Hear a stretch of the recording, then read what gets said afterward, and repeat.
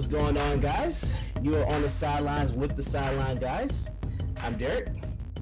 I'm Chris. Welcome back, everybody. Yes, sir. Yes, sir. Yes, sir. How you been, man? Been doing good, man. I can't Yeah. complain.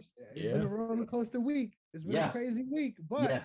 Yes, sir. just like my Ravens, you know what I'm saying? We may be down early, it might look a little tough early, but guess Yeah. what? We work our way back into it. You know Yeah. what I mean? I wish I could use the same thing for my Eagles. Yeah, I cannot do that. He's like, I'm doing it in life, but these Eagles, In I life, don't yes. know. In life, things are good. But with my Eagles, boy, oof. Yeah, my Celtics are playing right now too. So yeah, it's all What I good. look forward to. Dwayne, what's good, bro? What's going on, peoples? What's going on? We here in the Yes, sidelines, baby. What's yes, happening? sir. Yes, sir. Yes, sir. All right, let's go ahead and get started. Well, Chris, did you want to go ahead and cover up like what was going on with UFC real quick? Because I know Yes, yes, we I had a would couple love of good to. fights, man. I would love Yes. to, man. This Saturday's card was nuts. A lot of people are saying best card ever in UFC history. Um, I That got a might. great stat too. I got a great stat on that. Actually, this event set a record for most significant strikes landed across an entire event. Really? That being 1,937. So, Oof. in the history of the UFC, this is the most strikes landed ever for a card. It beat the previous record by over 100, which is nuts. And just speaks to this the level of the competition. There was a lot of fights where even the ones that ended up in knockouts, where it was very competitive early, and then eventually someone ended up being able to pull away at the end. Man, where do I even start? I just want to hit the big names out. You got to give much respect to the Beast Boy, Chris Barnett. I don't know if any of y'all saw this. Heavyweight MMA, you expect the slop, but this Yeah. one delivered, brother. This one, my man's really hit a spinning wheel kick coming from a 265-pound man. Woo. He touched the ground, capoeira style, and everything to keep the balance. Just crazy stuff. Stuff I you didn't expect that from him, to be honest. Yo, you don't expect that shit from anyone. So when I've been following him for a very long time. He's actually been competing also in like super heavyweight, which is above 265. Yeah. And I know that he was capable of doing that. He never landed it like that. And of course, he gets it in his first UFC win. Just a crazy finish. That was my finish of the night right there. Yeah. And then is Israel Adesanya's rival coming to the UFC. He got multiple wins over him in kickboxing, even though they were closer fights than people like to remember. But he came into the UFC, had some trouble at first, got the reality check that it ain't just striking here. You got to Yeah. be able to defend those takedowns. And at first, it was looking like he was getting some real trouble. But eventually, he was able to land that flying knee. Another highlight reel knockout for him. Yeah. And just really speaking to the power. I know a lot of people take Joe Rogan's word for gospel, but when it comes to Alex Pereira, you got to better take that man's words for real. When he hits people, it's different. Like they go flying, and you saw that with that knee too. That was real quick. Different level of power, legit. So I'm looking forward to see what he has to bring. I don't know if he's gonna go too far in the division. If they match him up the right way, they could get him a nice little soft title shot, fighting just strikers on the way up, which is obviously what everybody wants. But Yeah. as far as projects, I think that's someone to look forward to. And then just the champions, man. We got to talk about these both of them. That the women's MMA fight, I just want to start by saying that was the fight that I wanted the first time they fought. I knew Yeah. that they were both skilled competitors. I knew that they had a barn burner in them. And we just ended up getting a knockout in the first one. You can't complain with that either. But the second fight definitely delivered. I had the person that actually lost winning. I thought the challenger did enough in the first 3 rounds to edge out the decision, but it ended up going to the champ, showing her medal in the final 2 rounds, really doubling down after taking a lot of takedowns early on and doing the opposite. Now, earlier you was getting taken down. Now you're taking down your opponent in those championship rounds. Just showed the grit and determination to really bring it back, even though I didn't think she did. But dope that she got the win. And honestly, I think the real story for that fight, for her specifically, she's been known as sort of a front runner in a way, where in fights that she's doing well, in fights that she has her way early, she's able to keep those leads and coast and do her thing. But there's been a lot of times where she faced adversity early on and she ended up wilting towards the end of the fight, where you don't see that same competitive drive at the end of the fight as the beginning. So Right. seeing her overcome that sort of story arc too was really cool to see. Just going against type and winning a fight late when she's not known for doing that at all. So really cool to see that. And Yeah. then obviously Usman. I know you watched that one too, brother. We got to Bro. talk about this. I don't know who's messing with him, man. That dude is a No problem. one is. No one is. There's nothing else to say. Dude is, and that's why I know they said this a couple times in the during the match, but Covington hasn't been fighting. Like that was the one thing it was kind of struck me odd that they matched him up so fast with Usman, because he hasn't been fighting since their last. I think he only fought like once, right? Yep. So, I mean, Usman has been, since their last fight, I think he's fought what, 2 or 3 times? 2 times. Dude, it's just like he has to move up. He has to move up. It's almost like the John Jones thing, where it's just like there's no one else in the division to match him up with. Where it's just at this point, it's just like if he stays, all he's gonna do is just keep dominating, and there's no real fight. There's no one to compete. Brother. There's 2. I know people don't want to hear it. Who else you got? All right. So the first one that needs to happen again is Leon Edwards. They fought before in the UFC. It was a lot closer fight than people remember. And the reason why I feel like this is an appropriate fight, one, Leon was supposed to fight Jorge Masvidal in December, and Masvidal just got injured. Yeah. So it really opens up that fight in general for, in my opinion, well deserved already. Leon is on the largest win streak in that division. Right. So he deserves that shot, whether or not he lost to the champion already. I think that can be close, especially late. I think this fight with Covington really showed that. Yes, there are a lot of strides that he made in his striking that you can see that are tangible. But later on in these fights, and I mentioned this on Twitter too, there's a lot of times in exchanges where you see Usman really ducking his head and going leaning into his punches in that way. Yes. That's not what you want to do against someone that's technically at a different level than you. They can spot that and definitely exploit it. So yeah, I think Leon is the guy to do that, if anyone is. And man, not a lot of people want to hear this, but someone that was on the same card, Chimaev, man, this guy is a newcomer in the UFC still. He only has 4 wins in the UFC, but just the level of competition that he faces isn't on this level yet. So a lot of people are saying hold your horses with him, but just the talent from what you see as far as being able to duck under and get takedowns on guys that are known for stopping takedowns and having the knockout capability as well on the feet. I think it really adds a specific matchup problem for Kamaru. But once again, these are 2 fights that one of them is further down the line in Chimaev. He has a couple fights to get ready for. Yeah. And then the other one, he already beat his opponent. So yeah, I can see why you say that 100%. There's always someone in the midst that you can make a case for, but yeah, I agree. And I think if he goes up, the problem with that is obviously he has a close relationship with the champion. So it's a weird situation. But sometimes I agree. Glory's more important sometimes than all that friendship. At this point, like, what else? That's the thing. What else do you have to prove? That's why everybody's been saying we want to see John Jones move up. And John, he's at his own issues. I personally, I don't know if we're going to see him fight in the UFC again. But that's been his whole thing, moving up to heavyweight, so we can see another like level of competition.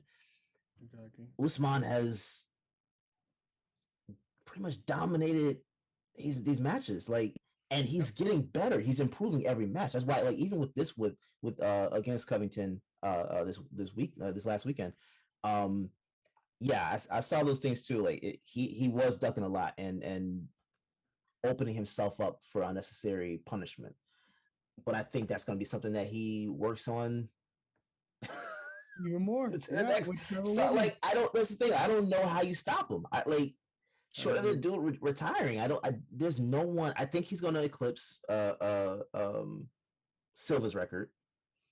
I don't think that's far-fetched. GOAT discussion. It's arguable. It's arguable. I still got GSP ahead of him right now, just based on title defenses. But I know, once again, I would say even resume wise, he's already caught up to GSP. Yeah, that's why. Yeah, that's why I don't even know if I can hold the title defenses against him, because it's just like it's possible. Because he had one of the most hardest run-ups to the title fight out of anybody in that division. He fought everyone coming up. Yeah, so that and once he got from there, him. His resume was already intact, literally. People ran from him, so it's like it's possible we can start having this conversation. I don't know that it's a far-fetched thing at this point. For sure. And I think the biggest thing that we had to credit, if anything, I mean, the willingness to go and do it. But at the end of the day, the fact that he moved from Florida, moved up his whole life up to Colorado for all his training camps to work with Trevor Whitman, obviously Rose Namajunas' coach as well, and Justin Gaethje's coach, which is crazy to think about. You had 3 standout performances, all being led by the same guy. Gaethje was just... He's my favorite fighter, man. He is my favorite fighter, hands down. There's nothing like him. He's the best show in the business, man. He's the reason. If my kids ever tell me they want to be a fighter, he's gonna be the reason. I'm gonna be like, there's people like this out here, bro.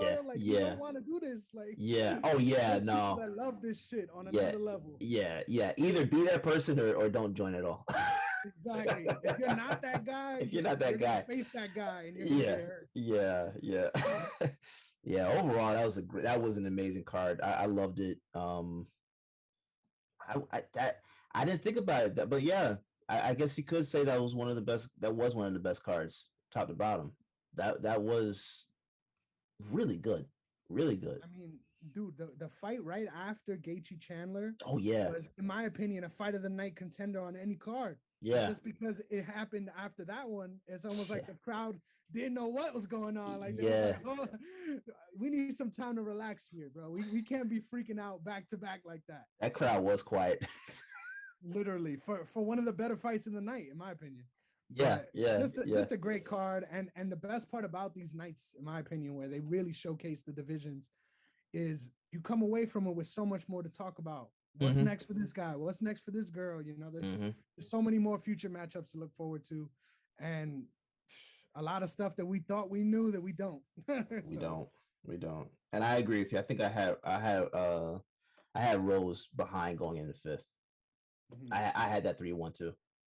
Yeah, and it was 3-1 man. With all that in mind, the fact that she was able to come out the way she did in the 5th, there was no doubt that she won the 5th round. And for sure, I think that's really important. I think that's really important for champions defending their title. I think a lot of the times you end up in a scenario like that, it really makes the judges feel like there's no way they lost if they're finishing out the fight that way. Now that's something I never really even thought about. Do the championship rounds are they scored at a higher level? So they're not supposed to be. The way it's written in the rules is you're supposed to judge every round as if it's just own fight round. You're right. If you don't remember it, you don't remember what happened before or after, judge it for the individual rounds. But to say that doesn't sway people, I don't agree with that. I feel like 100%. It has to look at those and weigh those more heavily, because at the end of the day, it's always that argument of, well, who was still able to continue at the end. Yeah. And that's important in 5-round fights. Yeah. But yeah, I agree with you. I think she was losing going into the 5th. Yeah. I was really surprised that and one of the judges gave her 4 rounds, which I was shocked. That didn't even make sense. Yeah. I hope, because are they, was this boxing they were talking about open scoring, or are they talking about MMA open scoring as well? Boxing doesn't have it either, but they're talking about trying for to both. Get it for MMA. Yep. Okay. Yeah. Hopefully they bring it in, because I would love to see how these judges are scoring it round by round, because that some of these judges score these things so off. I don't even know. It makes me question what I'm watching. You know what I'm saying? Because it's like if you're scoring it that lopsided, how does, like, maybe I'm just not watching it the right way, because I some scoring just doesn't make any sense to me. And I think I've grown more lenient over the years as far as ragging on the judges, because when you go to events live and you watch back the fights, it feels and looks like a different thing. Like there's there's been times where I've got caught up in the moment live where I was there in person and I'm like, nah, this person definitely won. And then I watch it back and I'm like, there's no way that person won. So it does get a little tricky. But I agree. At the end of the day, the biggest thing for me is with any other sport, and this, I hope you guys can all relate to this. We're watching the basketball game. We know who's up. Like we know who's winning. Right. We know by how much. Right. In these fights, no matter what, once we get to that third round, to that fifth round, we don't know who's winning. We could make our guess. You're guessing. And there's so many times where you see the coaches tell their fighter, you're up 2-1, and then the other coach is telling their fighter, you're up 2-1. Yeah. How are we supposed to know? Like, we don't know.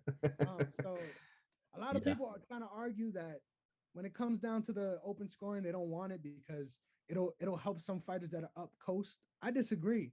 I think no matter what, the onus is going to be on the fighter who's losing, even if they don't push. Exactly. To push the action. Yeah. There's no way that a fighter sees that they're down multiple rounds and then decides, well, I already lost. Let me just relax because I'm gonna lose anyway. There's no chance. No. They're gonna try specifically to get the finish. Yeah. Which in my opinion should be the goal anyway in those third rounds. So for sure. I think it'll be, if anything, it'll add to the sport rather than take away. But who knows, man? I know that there's been some experimentation in Invicta, which is a all women's promotion, where they have been doing it, and it hasn't really been impacting fights in the way people think it will. Yeah, we'll see. I know that historically the UFC is not one to test things out like that. They would rather just keep it the way it is. So I think Dana would actually be more pleased than he would expect to be if they had open scoring, because he's been complaining about these judges a lot, especially as of late. Yeah. So I don't see how it would hinder anything. It would only help. And plus, if you have someone that's pushing the action and being reckless, we get a knockout. I mean, either a knockout or submission. I mean, that's, to me, that would make it better. That just makes the finish just that much better. So I don't see how anyone loses outside of the loser. Especially comebacks. Like, there's been a lot of historic comebacks in MMA. Oh yeah, watch and you're Kimbo Slice is one of the first ones that comes to mind. I mean, he was a fight. Ken Shamrock, I think. Was it Shamrock or I forgot who he was fighting, but did that same thing where he was down and looked like he was about to get choked out, got out of it, pushed the action, and then that was it. Knockout right there on the spot. So I don't see how it hurts anything at all. And I feel like intrinsically the fighters feel that anyway. If they're losing, I know that they know that they're not up and that they got to do something, and that happens for the most part anyway. You see, a lot of the times they're still going for broke towards the end of the fight. I doubt it'll do the opposite, but who knows, man? I'm just looking forward to any sort of change in the sport, really, because there's been so many times, even this card, where they're not enforcing the rules the way you're supposed to, and they literally allow fouls to happen, and they don't get a warning for it, or if they do get a warning, you don't get a point taken away. So it's like you come into the fight knowing, well, I got a nut shot, I got an eye poke, I got a fence grab, and then after that, then maybe they'll take away a point. So I got to be careful. You know, the eye poke that Covington got was in the fourth or fifth round. Yep, against fourth round. That wasn't the eye poke, man. It was. I didn't see a poke. I saw it graze. It looked like it grazed like his brow or something. It didn't like it went into the socket. The issue is whenever you have a punch land in the same time, it always makes the commentator say, but look, it was a punch. There was a jab that landed for Usman, and then he posted off the face. So when he pushed off, that's when he got the eye poke. It was more of a rake than a poke, but it still counts. Well, okay, so they okay. Oh my God, and he sold that. Yes, sir. You know he's gonna sell it. Yeah, he sold it. Whatever. I'm glad he lost. Say what you want. I have so little respect for Covington's character, but I admitted it on Twitter, man. He got better. He did get better. You can't say anything bad about him. He did get better. I didn't expect for him to hold up the way he did. I think was it the third round? He started to get real shaky. It didn't like he was going to second round. It didn't like he was going to survive it. So I mean, hats off to him. But I'm glad he lost that one, man. Yeah, me I too. don't know. I was Someone not ready bet on for a him, world where he Yeah. was our champion. I was Oh. not ready for that bro. at all. Could you imagine if he had won the first fight with Oh, Trump in man. office? Oh, man. Would have been tragic. Unbearable. Oh my Unbearable. God, man. Mm. But hey, I'm just glad moving forward. Listen, this Saturday, not everybody's gonna be talking about it, but these I'm cards have been watching. delivering back to back to back. Yeah. Another one of my prime favorite fighters, one of the first fighters I ever got to see live, Max Bless Holloway, is fighting Yair Rodriguez. He is on, in my opinion, on a road to 100% get a title shot. Here's an interesting stat I got for you. Two events ago, there was a fight that eclipsed a record, not the record, but a record for most combined strikes in a main event. And the funniest part is it broke the record for every fight except the top 3, and all of those top 3 fights were Max Holloway fights. So that just shows you the level of output compared to his opponents, that literally the top 3 in history fights all have him in it. Crazy stuff. So look, Striker's Delight, another fun main event on tap for this weekend. Yeah, it's gonna be a good one. I'm definitely tuning into that one. Yes, sir. That one. But we got some business to attend to, because man, I didn't want to say it. You know, Dwayne's been in the back smiling over there. I know he knows. I didn't want to hype him up early. But he kicked our ass last week. We gotta call it how it is, bro. Bro, after every game, I was sitting here, I was like, jeez, man. What the hell happened? It's ever since your boy came on, we've been on a bad streak, bro. Literally, that's so funny, bro. He messed us up. He messes up with Thursday night football games, and just he messes up. Yeah. And it was so funny because literally when I was doing the picks with Dwayne, we're going through the picks. I'm like, the Giants pick. I'm looking at you like, oh really, Dwayne? You picking the Giants? But see, and I text you that too. I text you that too. I said I could see the Giants winning this game, but I still picked against them. I should have done that. There was a couple times live where I'm looking at Dwayne. I'm like, you sure, bro? And all of them came through. My boy went 11-3 last week. I respect it, bro. That's great numbers. It's hey man, you know, when it comes to the game of pick'em, man, it's just a natural gift I have for some reason. I don't know why. It's just been a natural gift. You know, I'm good with the NBA picks. And this is my first time really getting it with the NFL, like on that note. So that's pretty cool. Like, it's just, I don't know, the testament of this season overall, man. It's just been one of those really weird seasons where you're just like, man. This is a very odd season. Like, it's odd for fantasy owners, odd for just everybody. Like, let me get started with fantasy, bro.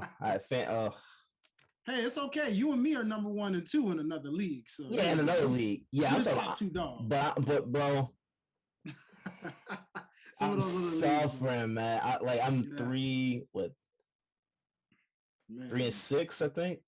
Yeah. In like 2 leagues. It's just like I don't like Wilson going down hurt me, and Patrick Mahomes playing like trash the last couple of weeks kind of hurt me too. It's just I just got McCaffrey back after so many weeks of him being gone. Feels good to finally have him back again, you know. And but then I get him, Henry's gone, so I'm like, great. Then I'm like, okay, now you know, like everybody just keeps going. Ruggs got the situation that happened to him. I had him on my team. Found that out and was like, oh great, gotta get rid of him now. You know, that's why like literally, man, like. You had him on your team?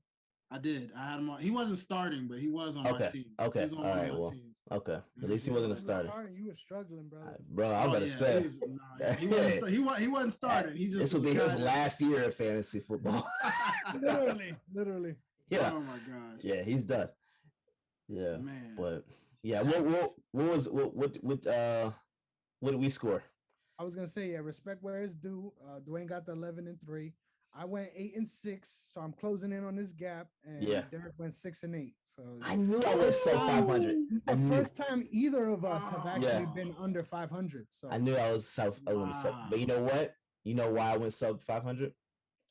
Tell me, brother. Because I chose off the show. I'm not choosing off the show anymore.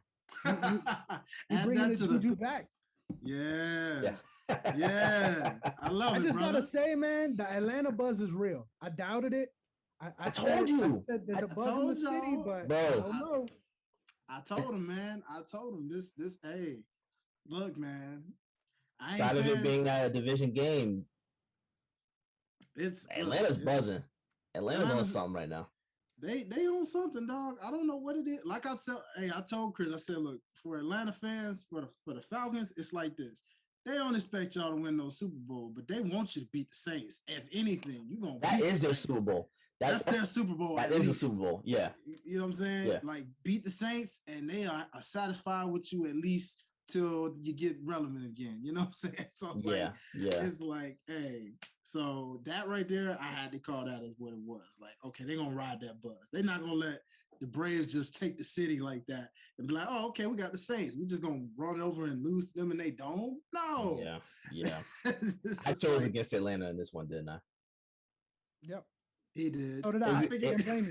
It was because McCaffrey was back. I just knew he was gonna come back and that was gonna just be it, but nope. And I think we were out for the rest. We was following Trevor Siemian. We like, yo, Sean Payton's high on him. I don't know. Yeah. Look where it got us. Shit. I mean, it was a good game though, so we can't be too upset. Yeah. Oh yeah, it was a good game. Won by a field goal. Yeah. Can't complain. Yeah. Most of these games were pretty good, you know. Especially that Sunday nighter, man. All I can say, man, is just hey, Sunday nighters, man. You never know what to expect. Prime time, baby. Prime time. We gonna let you talk your shit. Don't worry. Yeah.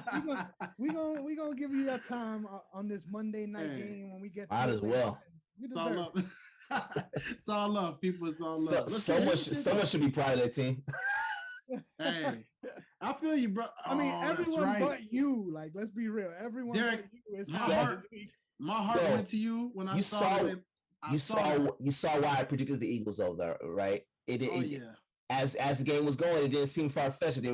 But Jonathan, bro, I'm so sick and tired of this defensive coordinator. I know it. Because that offense fought, boy. They fought. And they had it. And I was like, I don't know. I guess Sirianni is starting to understand you actually have to run the ball. But he figured that puzzle out like too late. Like, thank you very much. Now you just do it when Sanders comes back. We'll be good. But that defense, Jesus, man, that was atrocious game calling. And it's personnel. I'm not going to get into it. Just go ahead. Chris, let's do it, brother. What you got, man? All right. So it's only right to start at the top, man. My Ravens are facing the Dolphins tonight. And what's going to be a stinker of a game, but I got a lot to talk about. Because last week, I don't know about y'all, man. These Vikings are honestly a team that I look at that is a step away. Mm-hmm. You give them a good off season. You give them chances to fill in some of those defensive gaps. And I think this is a potential contending team within the next couple of years. Mm-hmm. The fact that I think everyone rags on Kirk Cousins because it's easy. I'm one of them. I'll be quick to talk some shit. But you got to give it up to them. They're figuring out between their main two receivers, they're figuring out how to get it done every week offensively. Mm-hmm. It's rare that they're under 20 points. And they came out and punched us in the mouth, man. I'm not going to lie. I was literally watching that game in the ER, bro, stressing. Like, oh, well, it's over. I should. Oh, you added to your stress. Wow. We down 2 scores. I'm in the ER. Like, it's a bad Sunday for me. And then I saw that we slowly started working back.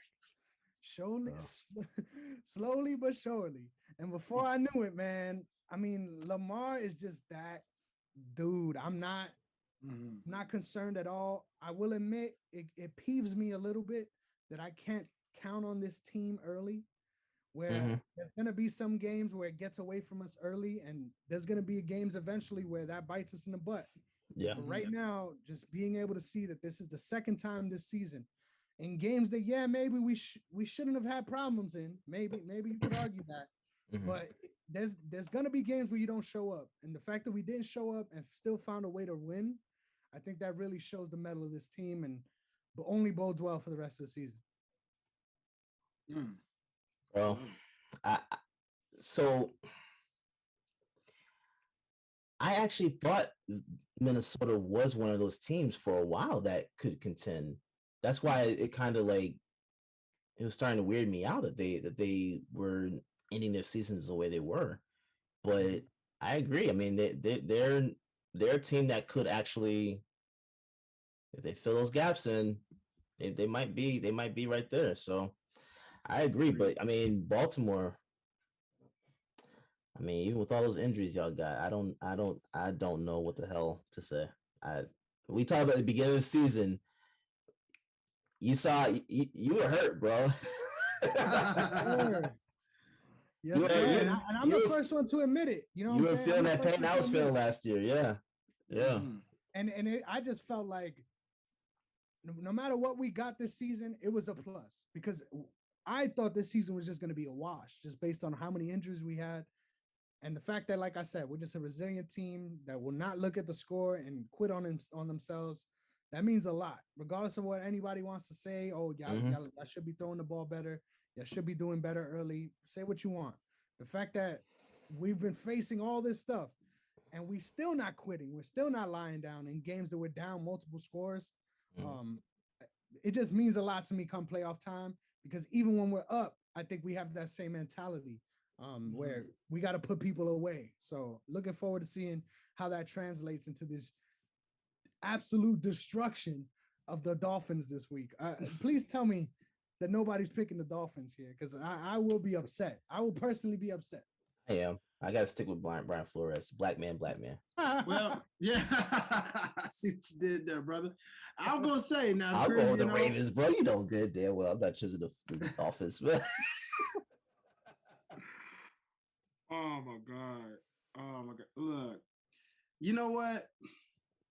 See, I almost y'all know that based off the picks from last week and the records there. Okay, yeah. So here's the only thing. There's one pick. And you said I went 11-3. So there's of those three, there's one that I was gonna retract, which was gonna be that Bills Jags game, right? Because sorry, Jonathan. I know you, Jonathan, Angel, y'all my boy. But listen, any given Sunday again, man, at any given Sunday, and this is one of them weird weeks. This, however, is not one of them. I'm sorry. It's definitely going to be the Ravens. Like, who are we? Did you choose the Jags in that game? I did not. That was one of the ones we went universal. Okay. We went universal. I was setting it up as in, making y'all think I was going to go with the Dolphins for a second, but I was like, I'm not going to do that. I'm not going to do that. Okay. Nah, Chris, I'm not going to do your Dolphins. Nah, I'm not going to do your Ravens like that. We're going to go with the Ravens because, again, at the end of the day, one has Lamar Jackson, the other has Tua. Look, they could be playing on the beach. We know who's winning this game. Yes, sir. And I think they're starting this week, too, so even more reason. Oh, well, I would almost think it's more reason to choose Baltimore if Tua was playing. I was gonna say you love you some Jacoby, huh? It's just something different about the offense when he's playing, bro. Like I don't get it. I don't get it. Brissett has that. Well, he did come from New England originally, right? So right. He's kind of got that Bill Belichick system embedded in him a little bit. So, Yeah, but he doesn't have those players. That's true. That's true. That's the difference. That is true. It's just something about him. It's just something about him where the team just seems to galvanize around him a little more than they do Tua. And it's weird. It's just it's weird. I don't know if it's game calling because I ain't watched a single Miami game this year, so I can't give an actual analysis. I just know in terms of when I see him start, you look at highlights, the Dolphins seem to just be playing better when Brissett is playing. So I don't know. Gaskin's getting involved in play action. I agree. Bro, Gesicki is out there and I keep saying this almost every other week, but he's out there actually like a different tight end when Brissett's playing versus Tua. So it's just something I noticed. I don't know. Strange.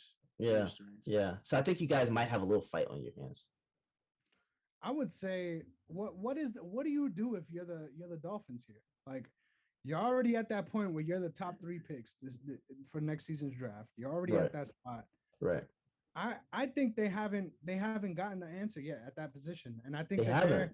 they're a team that isn't far off. Like you look at their other pieces too, like you said, you got a great head coach in my opinion. They got a good defensive core, even though there's still some spots that are needing a little bit of help. But like I don't know, man. I think you have to go QB again, which hurts you.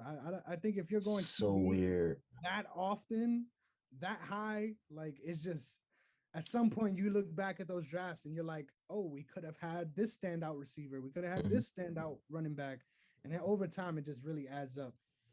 Somebody explain to me, what is it about Miami, the New York Jets, and Chicago Bears? What is it about these 3 teams that they just can't seem to find that key generational talent quarterback? Not one time.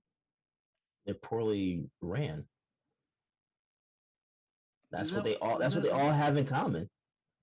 Their front office just outside Miami has actually gotten better lately. That's why I'm not really like trashing them.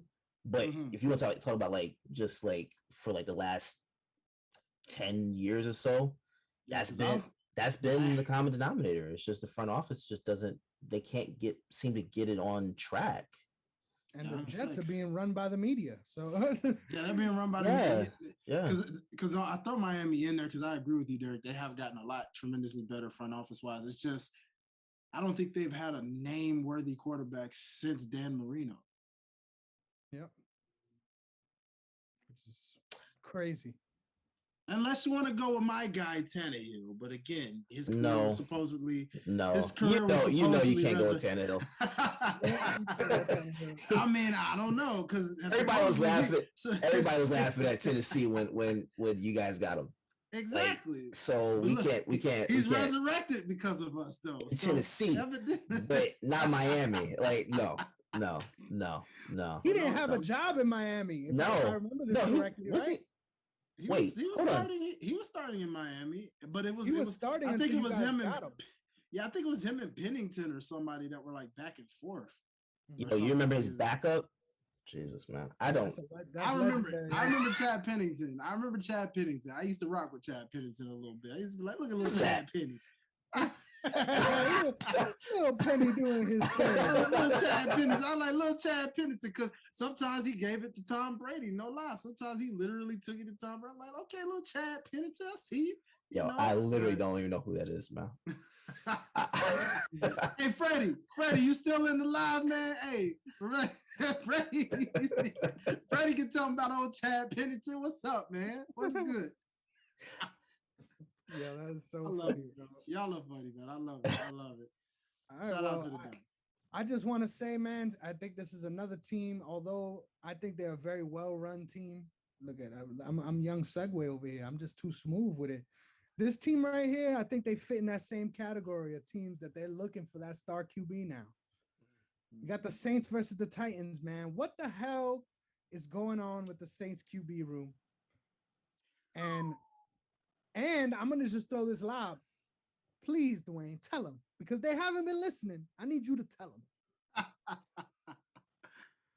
All right, so I'm actually kind of disappointed with this one. I really wanted to because I was like, man, listen, I'm running out of teams to be motivated to face at this point because it's like, man, the Bills, we were supposed to get blown out by the Bills, had a shootout with the Bills, and we beat the Bills, okay?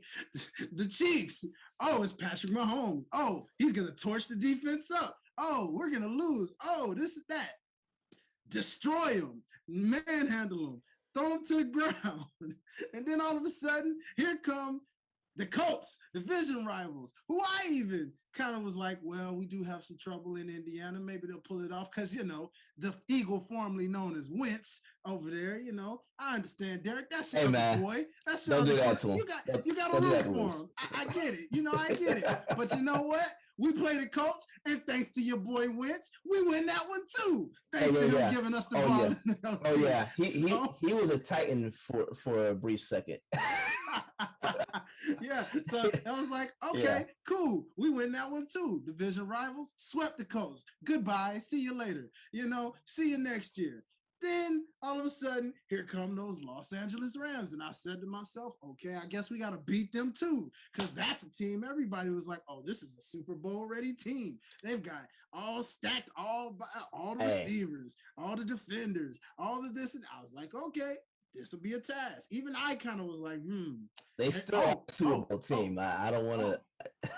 Wait. No. It gets there. Hold on. Wait. All of these teams are quote unquote Super Bowl teams, because even with the Chiefs, as bad as they've looked, they're still the Chiefs coming straight off of a Super Bowl, if I'm not mistaken. They didn't win it, but they came straight from a Super Bowl. So even with them, same thing with the Bills. That's all I would hear. Oh, Josh Allen. Oh, those Bills are Super Bowl ready. They're going to the Super Bowl. They're going to the AFC Championship. All right, cool. So we weren't just there a couple years ago. We haven't beaten the Bills before. All right, cool. So there was that, Then the Rams, like I said, Super Bowl contending, Super Bowl, arguably, all of this stuff. They got Matthew Stafford over Jared Goff. That's all they needed. They going to the Super Bowl. Made this guy look regular. Suddenly he's a deer caught in headlights. This man's getting sacked left and right. This man's trying to throw stuff. He can't find nobody, as my pops would say. What's going on? I don't know what happened to the weapons at this point. This man's just getting bombarded. I'm thinking, wow, what the heck happened? And then, the key part of all of this, Derrick Henry goes down. He's out. They didn't say out for the season, but he's out for the majority of the regular season. Possibly could come back for the playoffs, but he's gone. Done. Everybody's like, oh, that's their best player. They're done. That season's over. Yeah, season's over, this and that. Well, gee, that old man AP looked kind of good last. I ain't gonna lie, not quite Derrick Henry, but hey, once upon a time, a guy named Adrian Peterson was labeled the greatest running back in the league, so he kind of showed his little old flashes that he can get it done when he wants to, pound through in the middle if he needs to a little bit. And then, Josh McNichols and all them, they did pretty well too. But the most important part here is improvement. I just got to give a round of applause to this defense, y'all, because this is the defense that has been told to be the worst defense ever in the league. The worst this, the worst that. Man, they're starting to look like top 5 almost in a way, because they are really climbing up the ranks real nice. Now, I give it to y'all, man. Arizona put freaking 38 on them earlier in the season. I get that. So it was like, all right, week 1. And then most teams from there, even with the Bills, the Colts, they put up 30 on them and all of that. But they've been on fire lately, man. These turnovers, this line is looking like, what in the world have y'all been motivated to do to get quarterbacks all of a sudden? I mean, geez, I don't know what's going on, guys, but you know what? Having the Saints coming up right now, all I can say is I don't know what to expect with this one. I mean, yes, I'm expecting to win this, but I'm about to say, come on now. Yes, but here's the thing.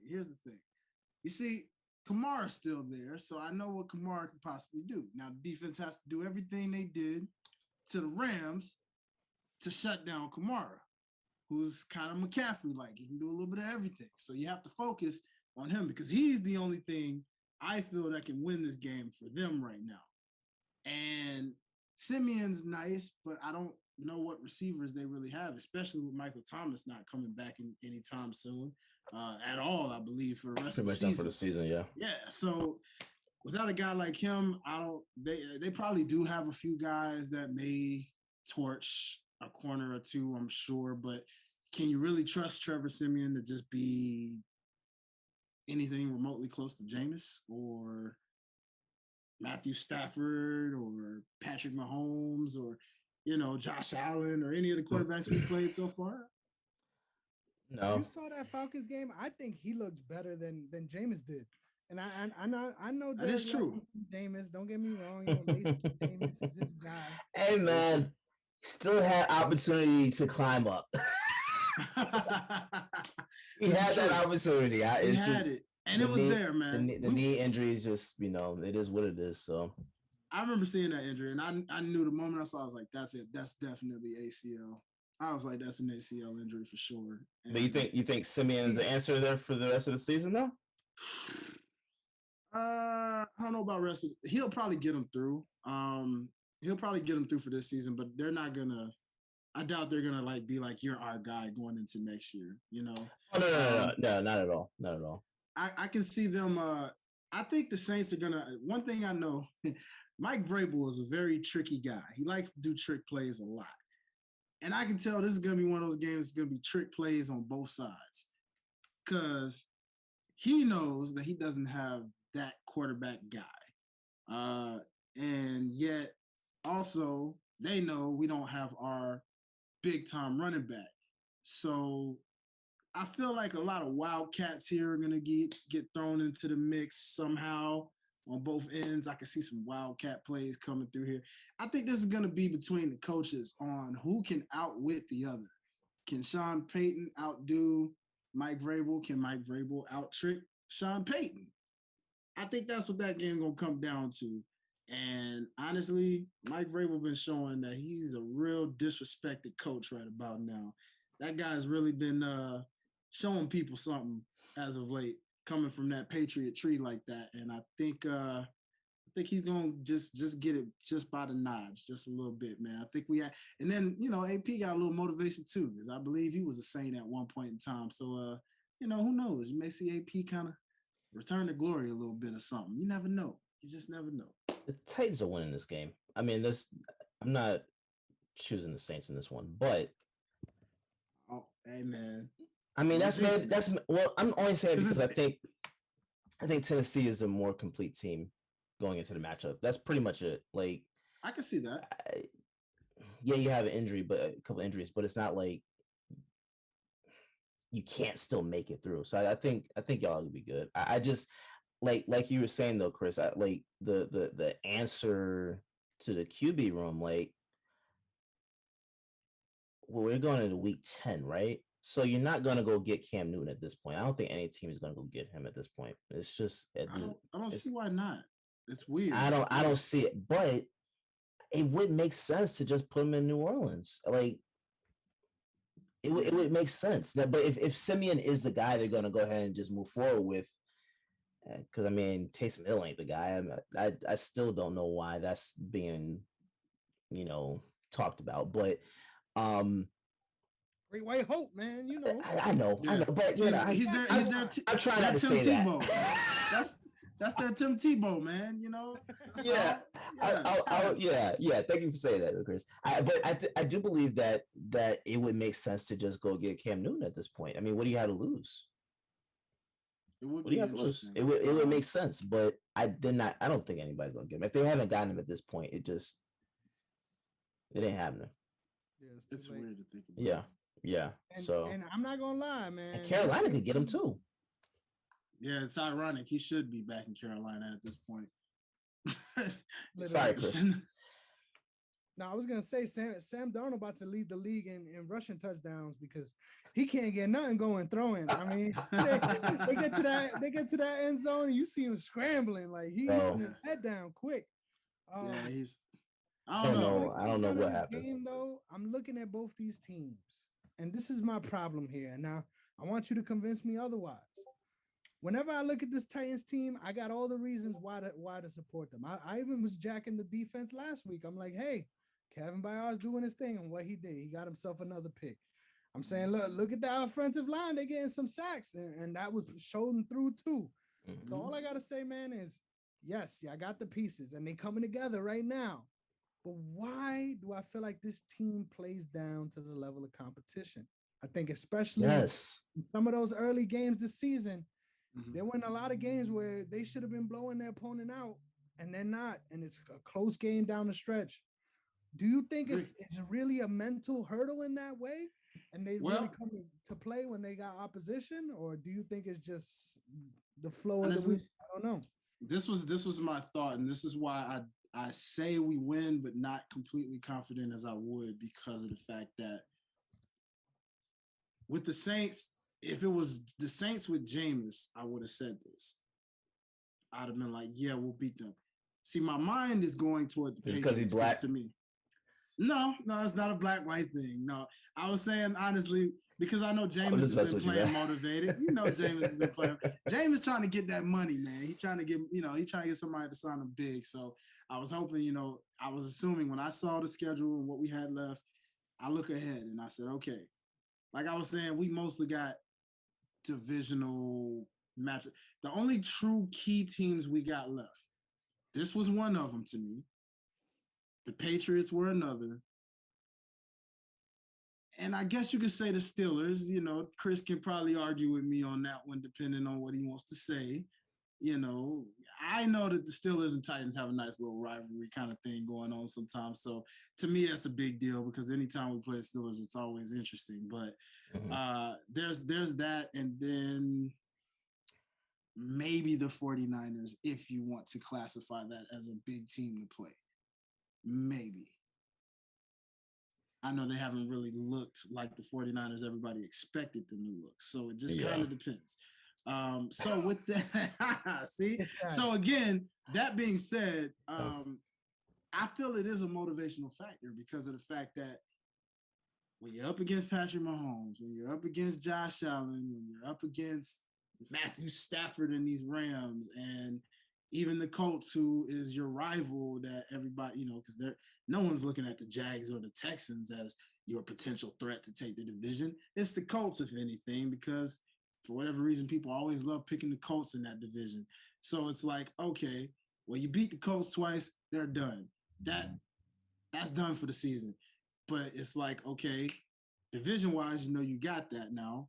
And it's like, okay, well, you got to look at these other contending teams.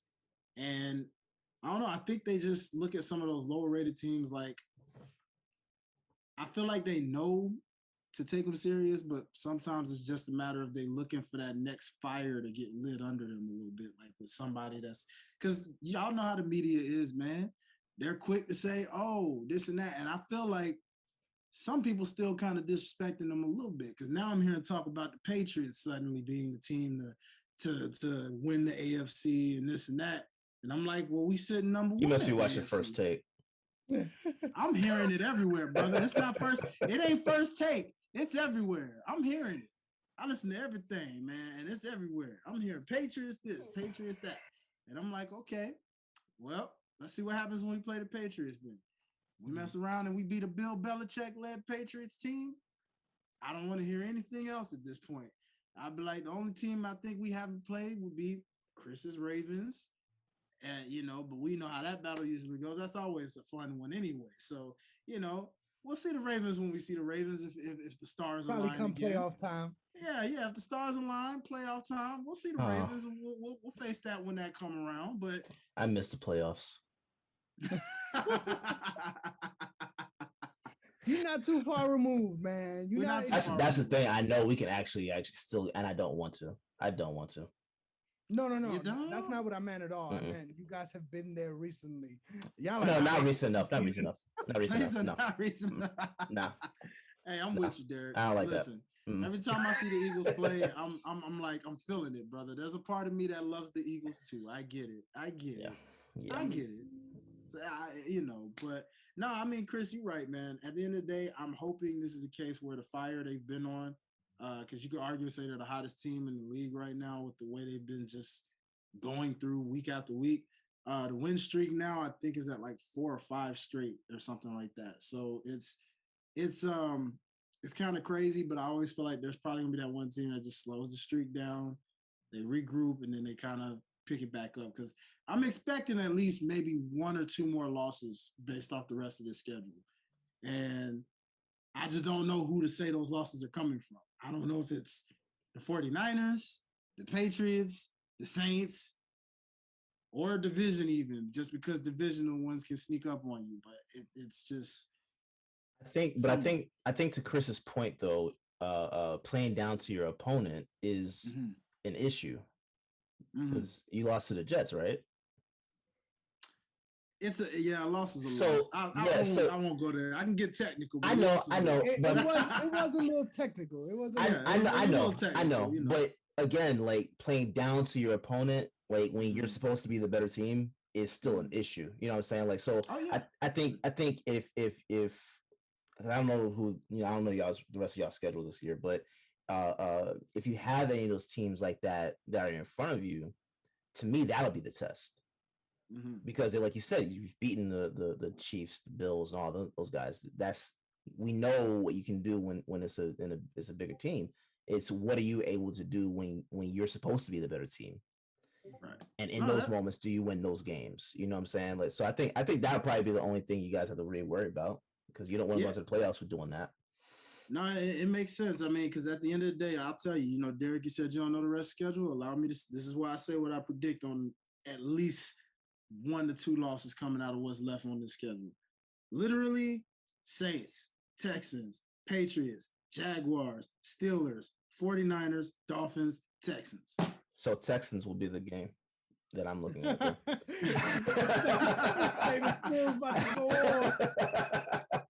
That's the game I'm gonna be looking. No, and I'm not trying to be funny. That's supposed to be a team you're supposed to beat. You know what I'm saying? So like if you play down to that level, that's going to be the issue that you have to address. Remember, now Texans is always division rivals. Any division games you usually have. Yeah, but come on. Come on. They'll always be your toughest. No matter how weak a team is. I know. They'll always be your toughest.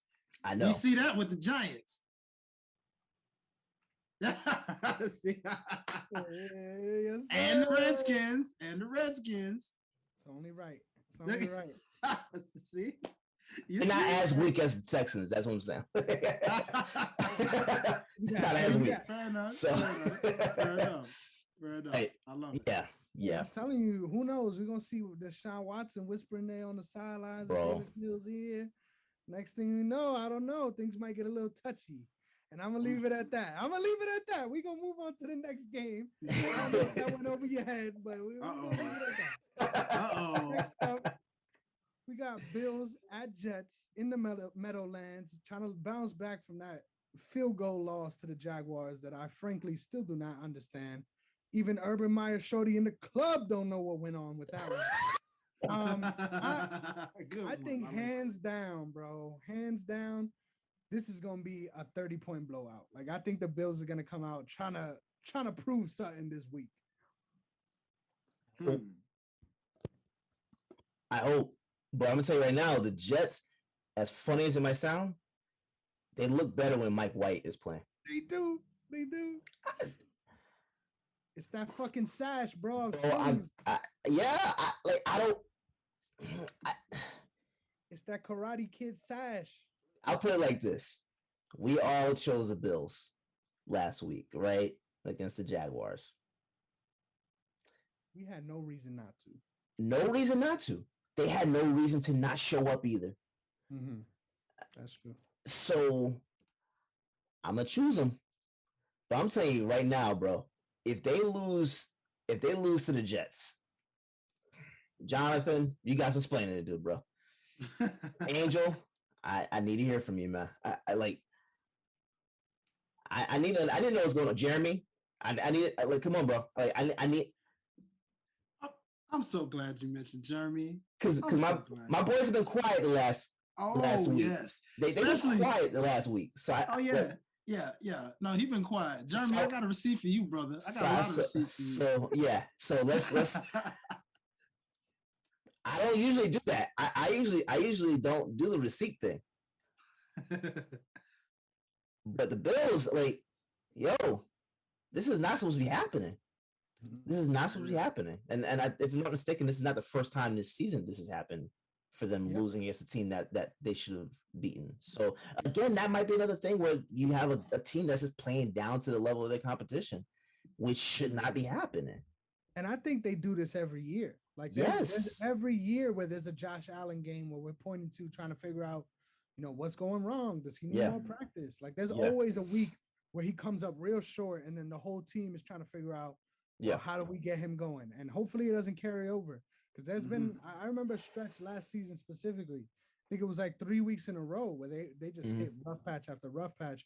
And Josh Allen was just doing terrible. And then out of nowhere, they're scoring 40 again. Yeah. So they're a big boomer bust team, in my opinion. But the Jets suck, man. I watched some of that Colts game, and it literally was like What was it? We was watching Bishop Sycamore out there. We was watching state team up against these Colts, and somehow they were still scoring, but the game wasn't close at all. It wasn't competitive. Yeah. I think that's what this one's gonna be too. Yeah. I hope so, because Josh Allen is my QB in in a number of leagues. So pick it up, bro. Pick it up. I'm starting to think it might be you, bro. I'm telling you right now, man. I'm superstitious. Okay, if this keeps happening, I'm going to stop playing fantasy football because I can't keep doing this. Like I can't keep doing this. And I stopped drafting Eagles players. I stopped it. I'm not putting them on my team anymore. Not putting them on my team. Every time I do, they get hurt. If this week, if the Raiders shut out the Chiefs and Patrick Mahomes doesn't have a touchdown, it's you, bro. I'm jacking it. It's you, bro. I will take responsibility. Responsibility. I am so sorry. I mean, it can't be all fantasy bad. Basketball. It can't be all bad because you asked AJ Brown to go off a few times, and he definitely went stellar. No, I'm not saying that I don't have some players that go off, but to Chris's point, I have Josh Allen and Patrick Mahomes in a couple of leagues. Ooh, okay. I see your point, bro. I had Miles Sanders in one, and as soon as I picked him up, he got hurt. So I'm just trying to figure out how you didn't get Kyler Murray out of any of those. So you didn't expect Kyler Murray? I got Kyler Murray in one league. Okay. I was about to be like, that's a head scratcher, brother. No, I got him. Okay. No, I got him. Okay. No, there was not gonna be a team that didn't have Kyler Murray on if I could have him. I think I have him on 2 teams. So yeah, he's good. Okay. Yeah. Makes sense. Yeah, but he's been balling. But that's 1 out of 3. What's the word? Derrick, you get your pick on this one? I chose the Bills. Yeah. They better win. Okay.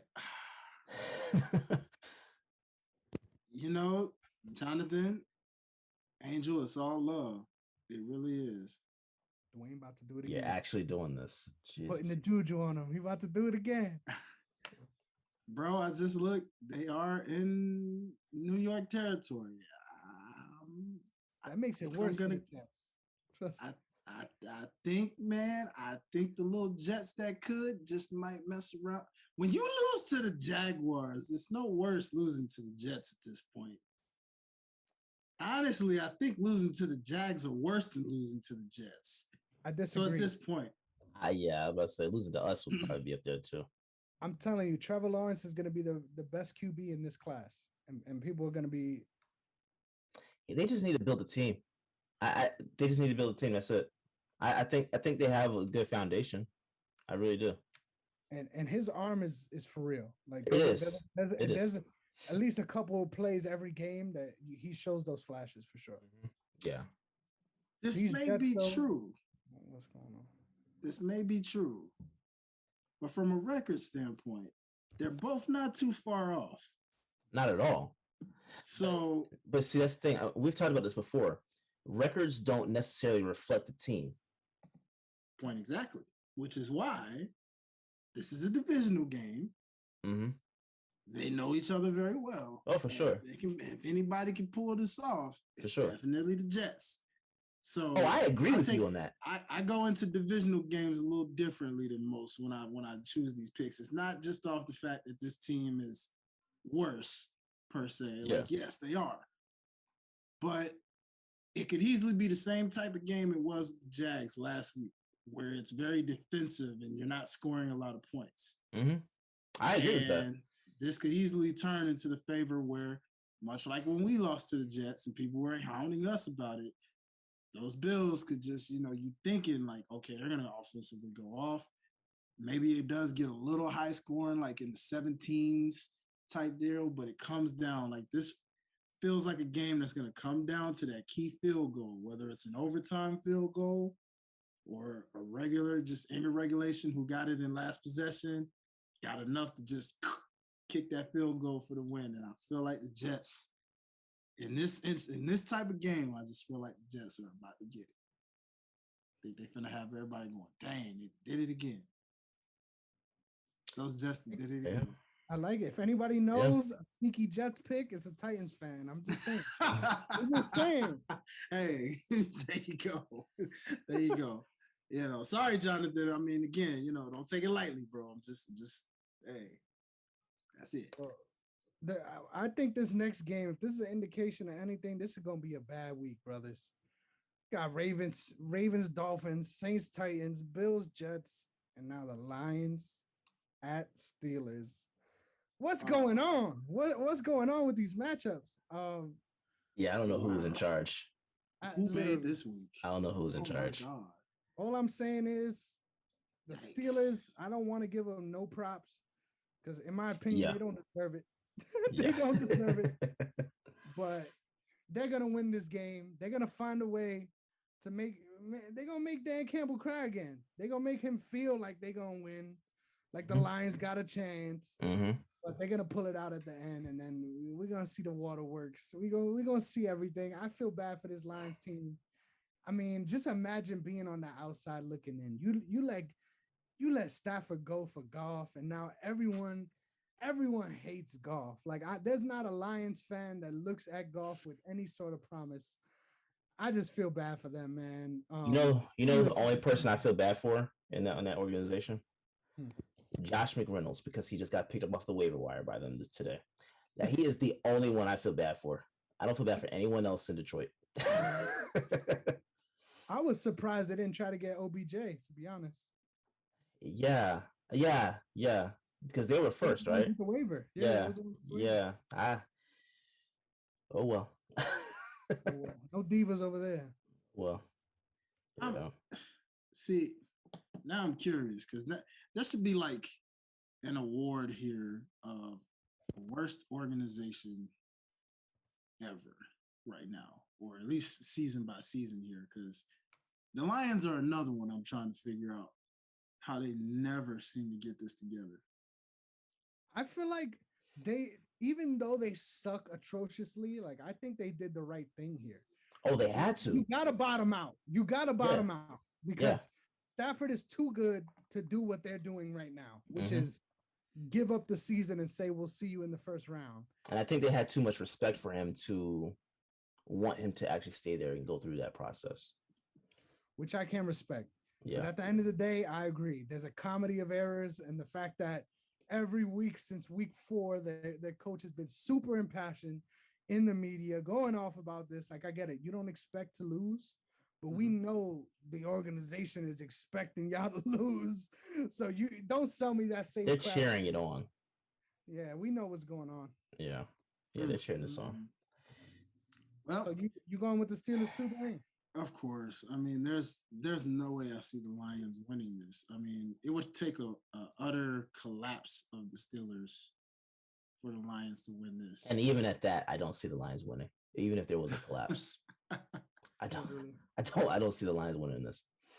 As someone who had a better defensive line, I would make the case because the Steelers line sucks. Yeah. But even then, no, can't. Yeah. All right. Wow. Well, thank God. We finally got a good game to look forward to. What's it at 4 o'clock? Jaguars versus the Colts. You really, man. You really just you got me back. You got me back. I see what you did. Oh yeah. Yes, Yeah. You broke my ankles on that one, bro. Yeah, Wentz is too. Wentz felt that. I'm telling you. Yeah. I'm going with the Colts here because they ain't repeating, and I think the Bills are known to shit the bed more than the Colts. Yes. And I think that's wild saying considering they have Carson Wentz on their team. Yeah.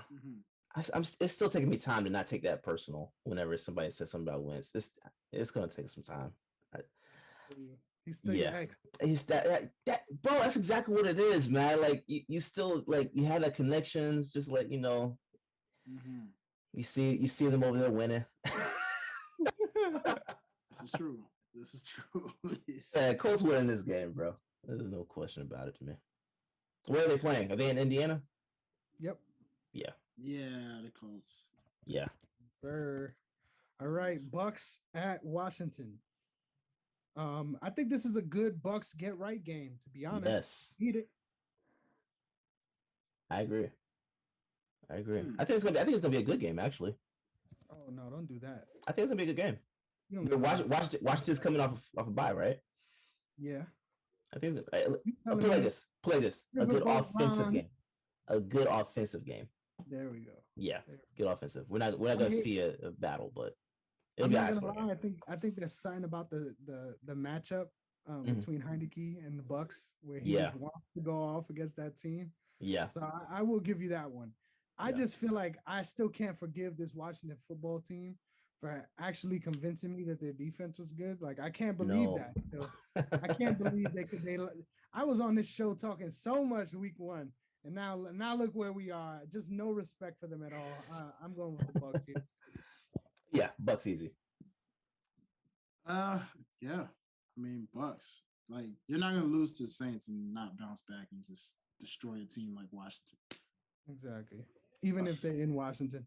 Yeah. Now we actually got some fun games coming up. Is this going into the 4 o'clock? Yes, sir. Yes, sir. No, I think this is still a 1 o'clock game. Okay. Yeah, it is. Browns at New England. This is a good one right here. That is gonna be a good one. They looked really good against the Bengals, man. I know the Bengals have fallen flat on their face. Shout out my boy Logic, even though you might have put some juju on us, man. Bro. I just want to say, I just got to shout this out because every time I get a chance, bro, I love to rub this in your face.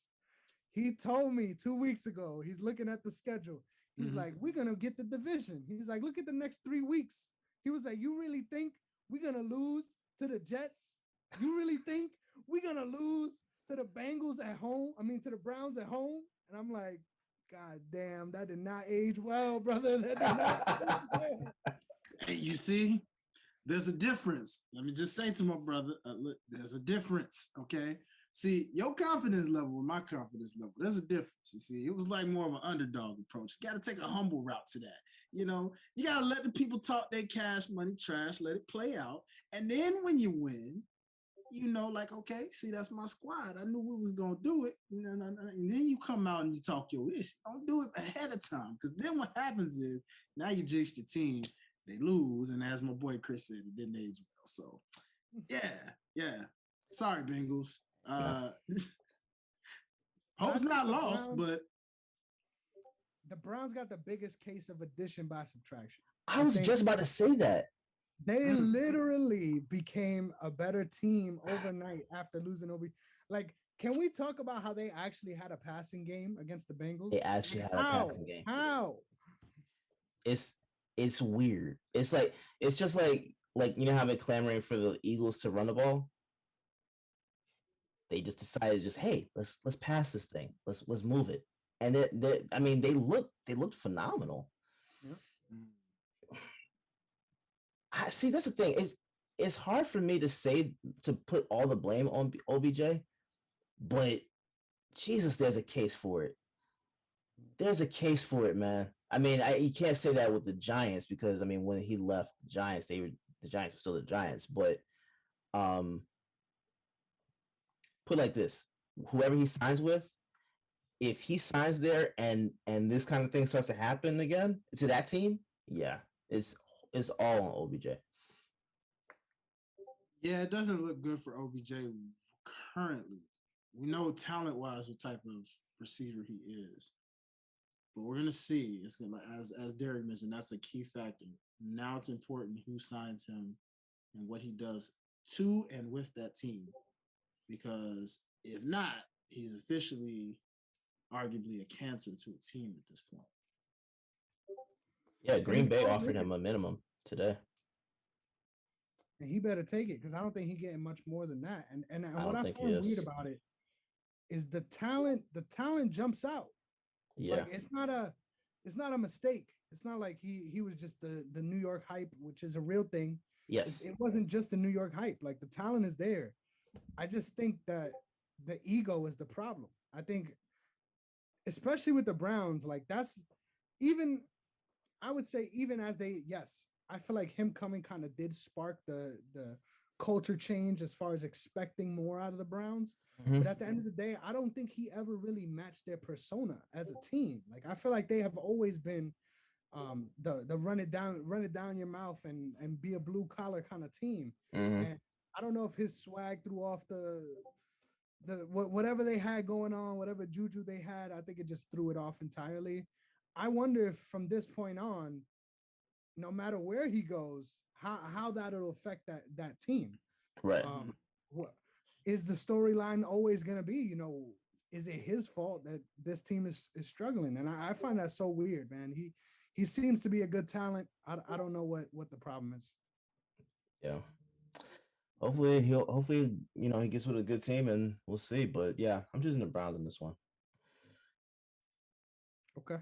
What about you, Dwayne? Wait, where are they playing? They're playing in New England. I'm going New England. No. So I was about to say, Derek. Yeah, I'm going New England. I thought you were in Cleveland. All right. I'm definitely going New England as well for this one.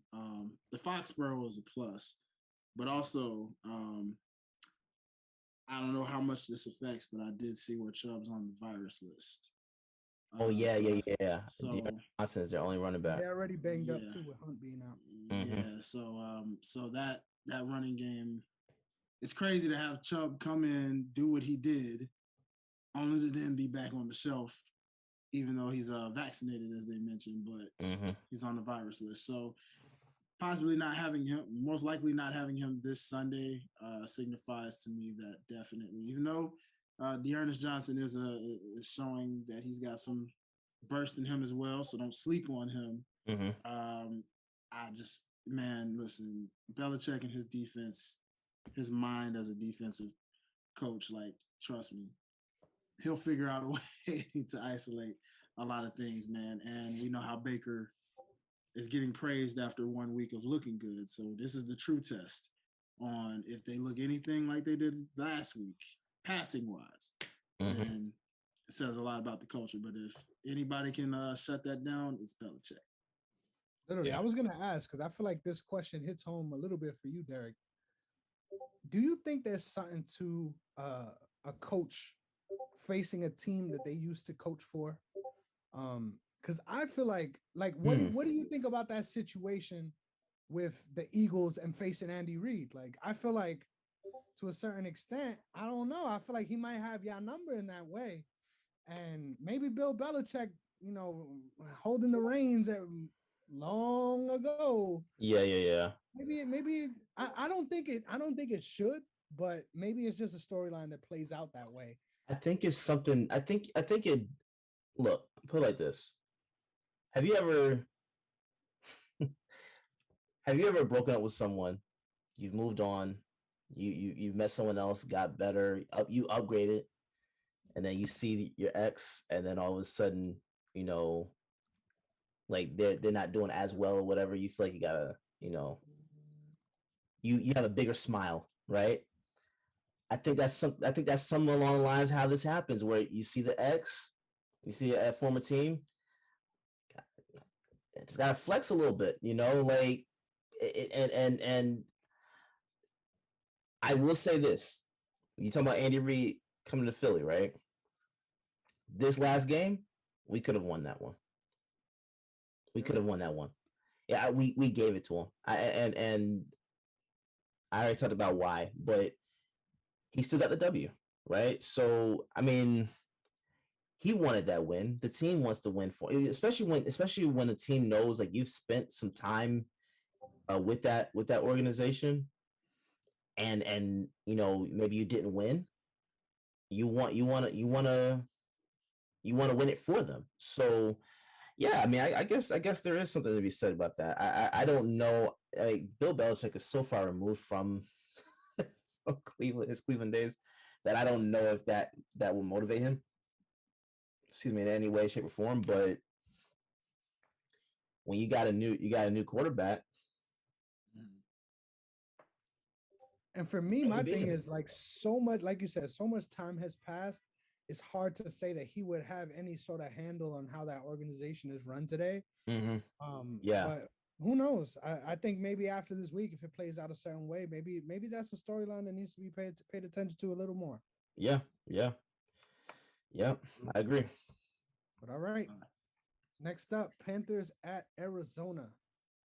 A team that's definitely in need of a bounce back week. We already know what's gonna happen with this. Do we? Yeah. Carolina doesn't have a quarterback, bro. Like, no, but their running back is back. Their running back is back. Are you expecting McCaffrey to throw the ball? Y'all expecting that? Absolutely not. No. We know what's happening. Don't do that. Don't do Darnold that. to run that bitch though. Darnold's out for like 4 to 6 weeks. They just announced today he's out for 4 to 6 weeks. Even if he was there, I don't know. Even if he is there, you don't have a quarterback. So I don't know. what. Oh, you saying Sam Darnold's out 4 to 6 weeks? Yeah. They're okay. done. Well, yeah. Hold on. They were done with him being there. Hold on. Speaking of quarterbacks out, is Kyler Murray back? They could have McCoy playing, and I think they're still winning this game, bro. I don't care. I think Murray's winning, but McCoy, yes, but he still ain't no Murray. So no, he's not. Remember, but Carolina still has a defense. Carolina still has a defense. Put it like this: they still have weapons on the offense, right? Even if Chase Edmonds is out, I think he got a sprained ankle. Doesn't even matter. You still have James Conner there. Zach Ertz is still playing very well. I think Hopkins is going to be playing. Colt McCoy, if he's the quarterback, does not matter. It does not matter. I could put my grandmother back there and they're going to win this game, bro. It does not matter. I'm real confident about that. I am. I can't wait. I can't put that much faith in Colt McCoy. It's not faith in Colt McCoy. It's the weapons they have around him right now. But you got to have somebody that knows what they're doing to get to them weapons. McCoy is a serviceable quarterback. He's serviceable. Really? He's serviceable. And against the Panthers, bro, we're not talking about. They're not going against the Rams or the Bucks. They're going against the Panthers. This is not that game. They're going against the Panthers, who are horrible on offense, not defense. Bro, I don't care because their defense is going to be out there so much. They're going to get worn down. It doesn't matter. Okay, it doesn't matter. So, there's gonna be a lot of fourth downs for the Panthers on offense, and that defense will be right back on that field. They're gonna get worn down by halftime. It doesn't matter. Okay, doesn't matter. Arizona. That's a good thought. Arizona. They can play this in the desert. They'll be good. Chris, remember my pick last week with the Cowboys and the Broncos? Yes, sir, and you got it right. This is that pick I have with when it comes to Carolina. I think y'all about to see something. Y'all about to be real shocked. Y'all about to be real shocked. Who's the quarterback? Who's the quarterback? It won't matter. You'll see. Who's the quarterback? It won't matter. You'll see. You'll see. You'll see. Talk. Who the hell is playing? It won't matter. I don't know who their backup is. Yo, bro, how you gonna do your boy Matt Barkley like that? That's my question. How you gonna do your boy Matt Barkley like that, bro? You know Matt Barkley. Who? Say who? Say who? Y'all drafted him, all right? Let me put it to you. Hey man. Hey, this is far after that. I completely forgot we drafted him, bro. I ain't even gonna lie. I think the dude saw that field outside of the preseason, so he didn't mean anything to me, man. I love it. I completely forgot about that. You just reminded me about that. Yeah, thank you. We did draft him. Look, is that who their backup is? Yep, they signed him. Specifically for this event. They should. If they had gone after Cam Newton, this would be a different story. I like that. This would be a different story. No, I'm not choosing Carolina in this game. I don't even think I would pick them with Cam Newton. So me either. I respect you doing it. That's what I'm saying. It'll be a different story, but I don't know that I wouldn't choose him with Cam Newton either. But it'd be a better fight. Mm-hmm. It'd be a much better fight with Cam Newton. Yep. I mean, they wouldn't see as many fourth downs as they're going to see in this game. Let's see. I'm telling you, this might be the game. I was talking down the Broncos too. I'm like, you can't trust a team that's led by the defense. Yeah. All this, that, and the third. And now he got my ass. So we're gonna have to see it. Hey, look, that one game. Over there. Listen, if I'm wrong on this, I'm perfectly fine with that. You know why? Because there's no way in hell the Panthers should be winning this game. If they win this game, they deserve to win the game. But there's no way in hell they should be winning this game. So I'm not choosing them. No way in hell. No. I understand, brother. No, I would have been like picking the Jags last week. Exactly. Like you lose, but okay, you know what? Like who's actually picking the Jags? Yeah, I'm all right with losing that one. I'm okay with losing this. I will be perfectly fine. Trust and believe. This is not gonna hurt me. Hey, brother, if I'm wrong, then you were just saying what was supposed to happen. Hey. But I'm just saying, don't be surprised. Oh no, I will be surprised. No, I will be surprised. There's no way in hell the Cardinals should be losing this game. I won't. Where are they playing this? In Arizona. There's no way in hell. I agree. There's literally no way in hell they should be losing this game. No way. I agree. Connor is not a scrub, bro. I respect it. Yeah, James Conner is not a scrub. With Edmonds being out, he leads the league in touchdowns. By the way, does he? In rushing touchdowns, yes, he does. Oh my god!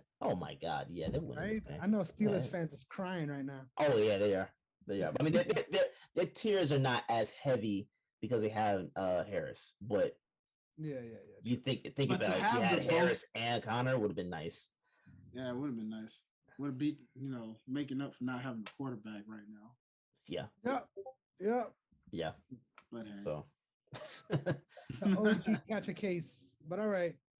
This one right here is a sneaky good game. The patented. We need to get that trademark. Vikings at Chargers, man. This is gonna be a fun one. Oh yeah. Vikings at Chargers. I got this as game of the week. This is game of the week that. worthy. This is game of the week worthy. It's not mine. Mine is coming up. Okay. So who's starting this one off, man? Who's jumping in there into the fire? Dwayne, you got it because you just said game of the week. So go ahead. Ooh, because I don't know. Ooh, this is a real 50-50 game that I see going either way right now. Honestly, I'm gonna roll with the Chargers for this one. I am gonna roll with the Chargers for this one because they've been losing some ones that people expected them to win. And I think this is one of the ones where it seems 50-50 and you can go either way. So I don't know if people expect them to win this one, but I see them winning this one as a bounce back.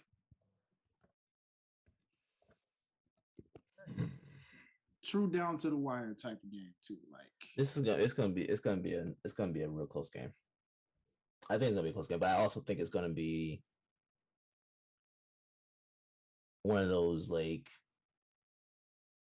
classic type level games. I'm gonna go with the Chargers. I mean, they won last week, but they shouldn't have won that one. They should not have won that game. And I think and the Vikings lost, but they shouldn't have last week either. Yeah. So like, as to the cause, just as to the cause. Yeah, I'm gonna go with the Chargers. They're at home. I'm gonna go with the Chargers, but I would not be surprised if the Vikings won this one at all.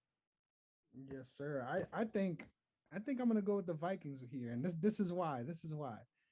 When I was watching this game, I think the offense speaks for itself. Mm-hmm. I mean, right? Man's had a kick return. I don't know if y'all saw that. Yeah.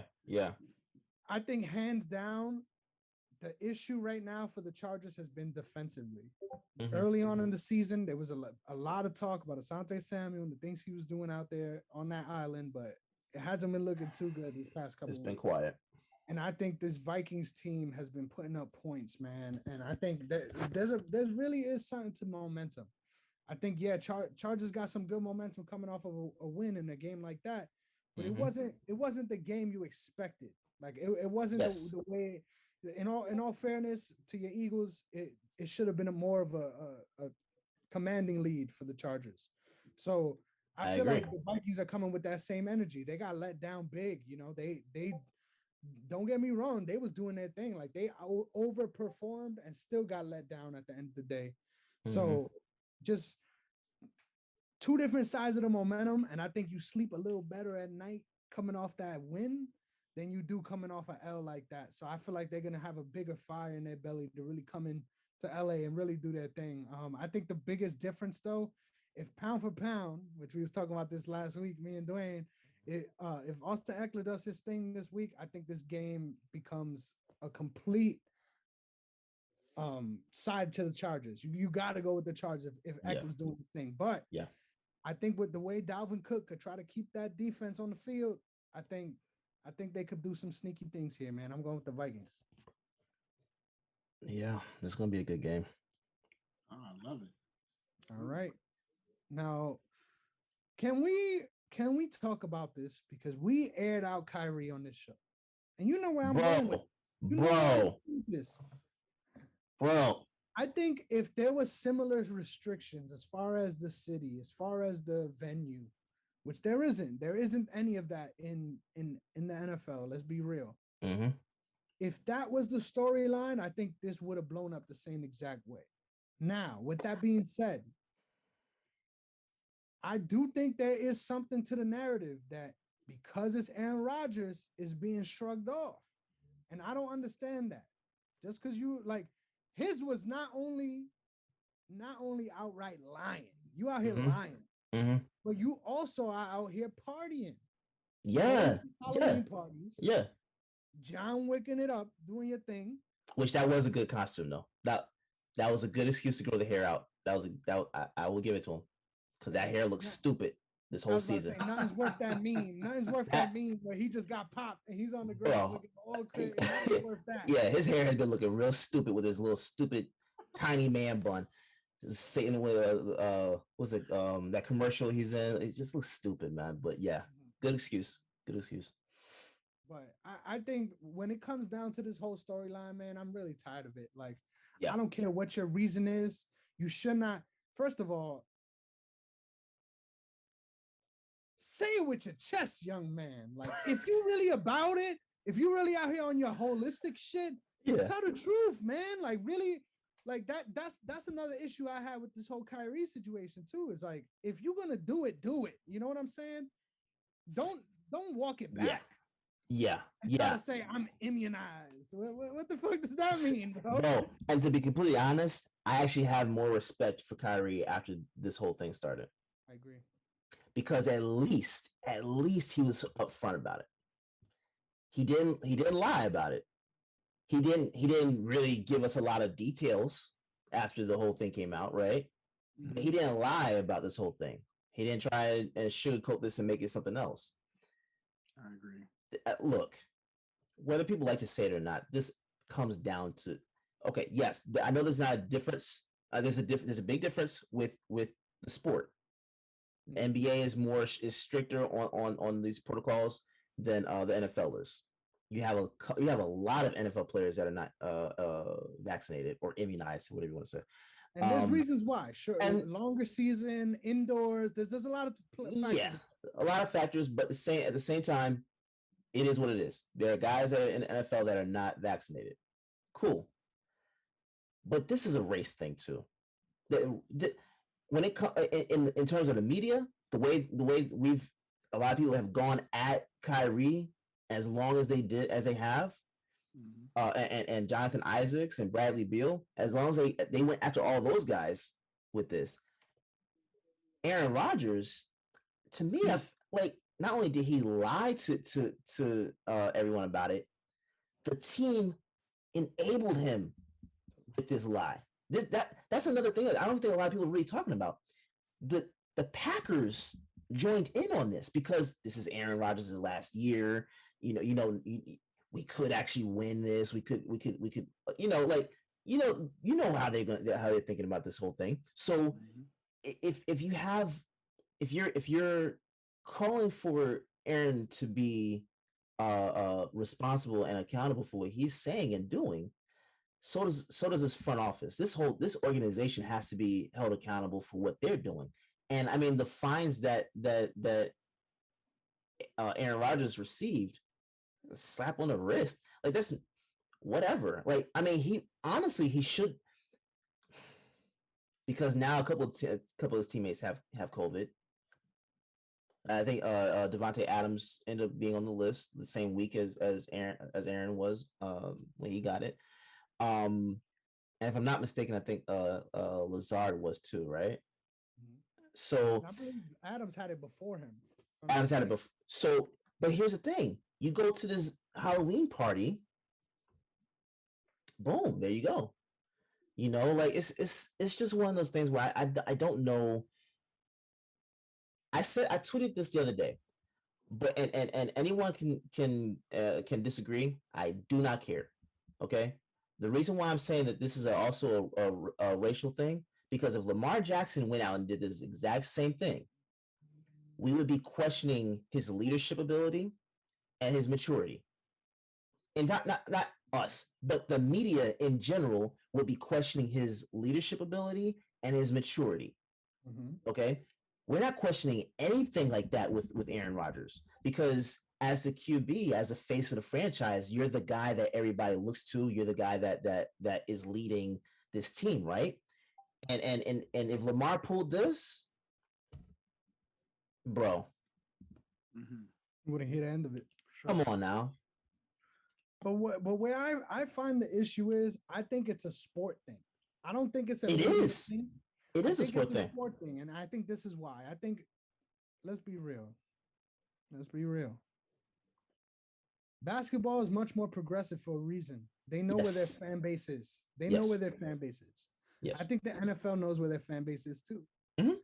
And nothing shows that more than all the other race issues they had. So trust me, I find it hard to make the case against it. Now, the reason why I find it necessary for me to jump out and say I don't think it's all race.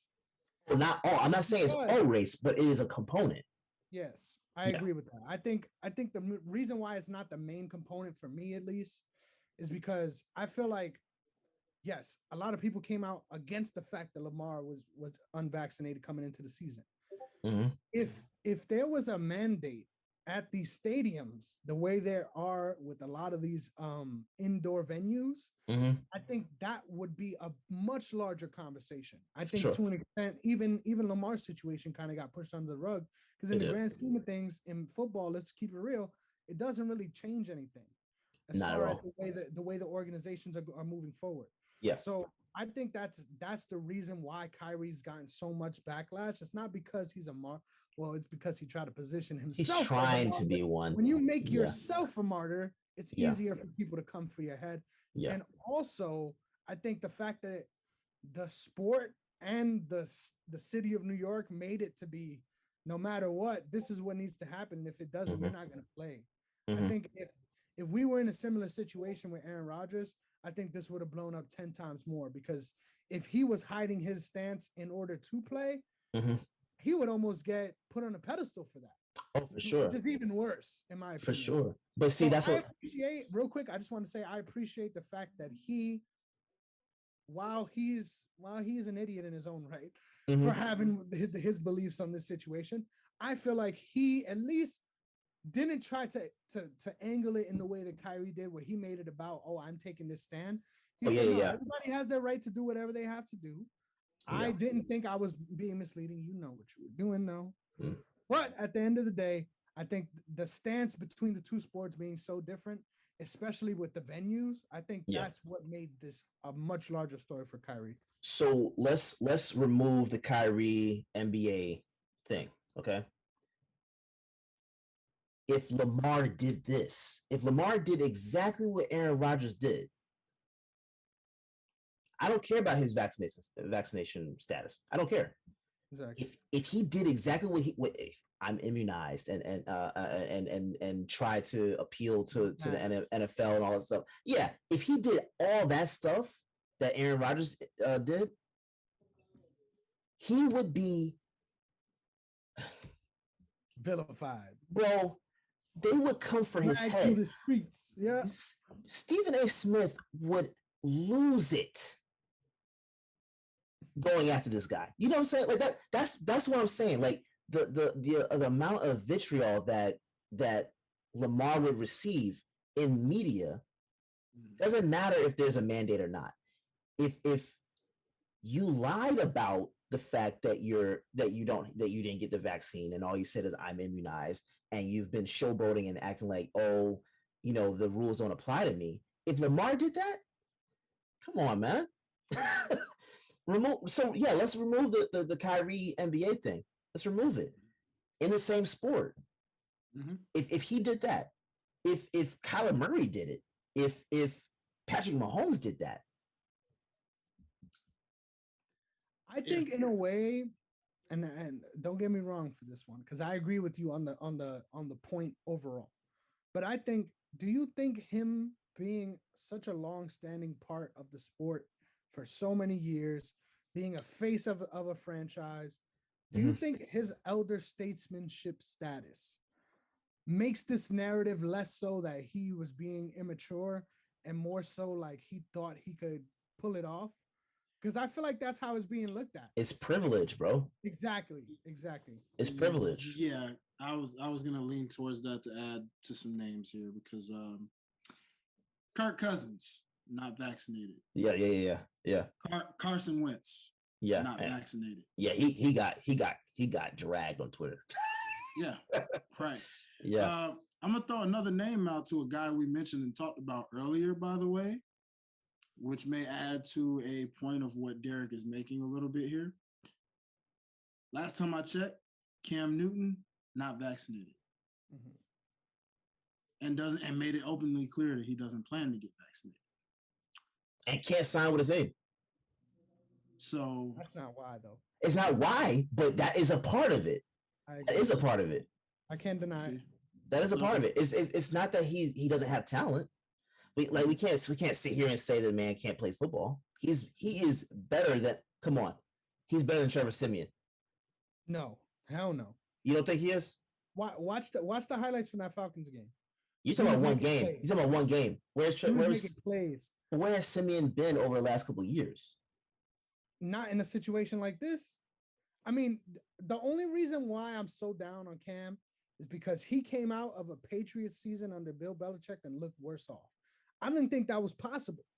And that's not a personnel thing.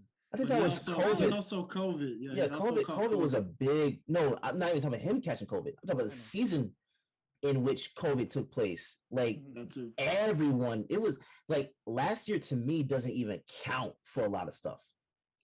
I like in terms of like teams not looking as great as they should, or certain players being in new systems not looking as great because they didn't have an off season, they didn't have a training camp, they didn't go through, like, you know what I'm saying, they didn't go through all the work they normally would go through. Now, beginning of this season, I thought Cam looked phenomenal.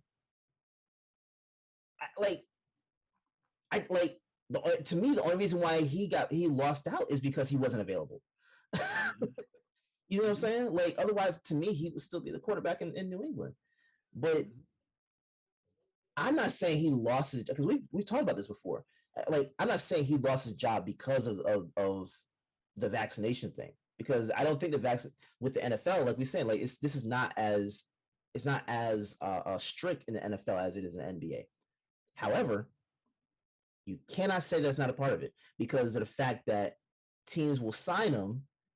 And if he's not vaccinated, now you have a whole show following this guy in terms of like, oh, he doesn't have the vaccine. Is he gonna be able to play? Is he gonna catch it? You know, during the week, and then, you know what I'm saying? You could be questioning his availability and all that stuff, and it's gonna be unnecessary press. Like, I think that would be a part of it. So I think that's part of the reason why teams just won't sign him. It's not that he's not a good quarterback. Yeah, it's not he's not good. It's almost similar in some degree to the Kaepernick situation, but for a completely different reason. That's extreme. Right. That's far. I'm talking in terms of, for the same reason, even before it just blew up the way it did, when people were like, why is it Nathan Peterman is out here throwing interceptions every week and they haven't even tried to give this man this and that? And then, Cam's in a similar situation with this. It's instead of a controversial thing he did, it's just more so like, well, he's not vaccinated. I think he'll play next year. I think he'll play. I just don't think he's gonna play this year. I don't think he's gonna play at all. I you don't think know he's who done? would sign him. I don't know who would sign him. Yeah, and I don't think Cap.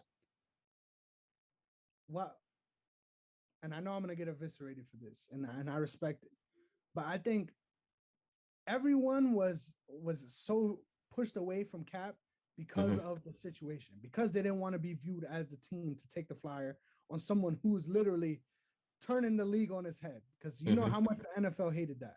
Yeah. But at the end of the day, I feel in my heart of heart that Cap deserved the job even before that? No, I don't. Based off play. Maybe it's a second string, maybe it's a third string. But is that what they would try to get? Like, I don't think so. And that's why I don't think Cam is looking to play.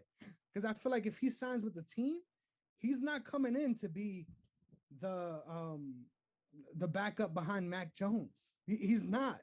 In my opinion, he wants to play. But that's my point. I don't think he would have been the backup if at the turn in which they cut him and promoted Mac, if he was available, I don't think Mac would be started. No, but he was available in the NFL. You still available? No. I think Cam was out with COVID, I think, or something like that at the beginning of the season. No, he had it last season. He had that last season. No, but he was sick though before this, he had some reason why he wasn't there for a couple of days in training camp, and that's when they went ahead and went with Mac.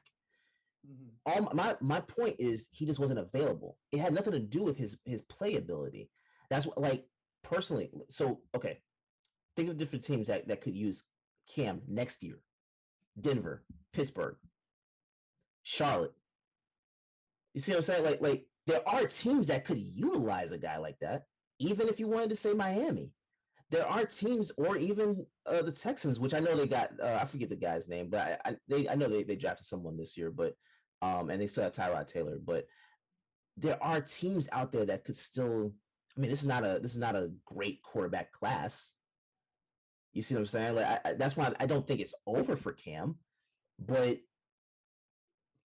I think if once this dies down a little bit, hopefully, if you guys do what you're supposed to be doing in terms of like wearing your masks and not going to like, big festivals and stuff like that. If you just do the right things, get vaccinated. I think this will come down and you will see where the demonization of Cam will be gone to where he'll be back next year. I don't think he's done. I think he's far from done, honestly. But back to the Aaron Rodgers thing, I just think that, again, if Lamar did this would be a different story.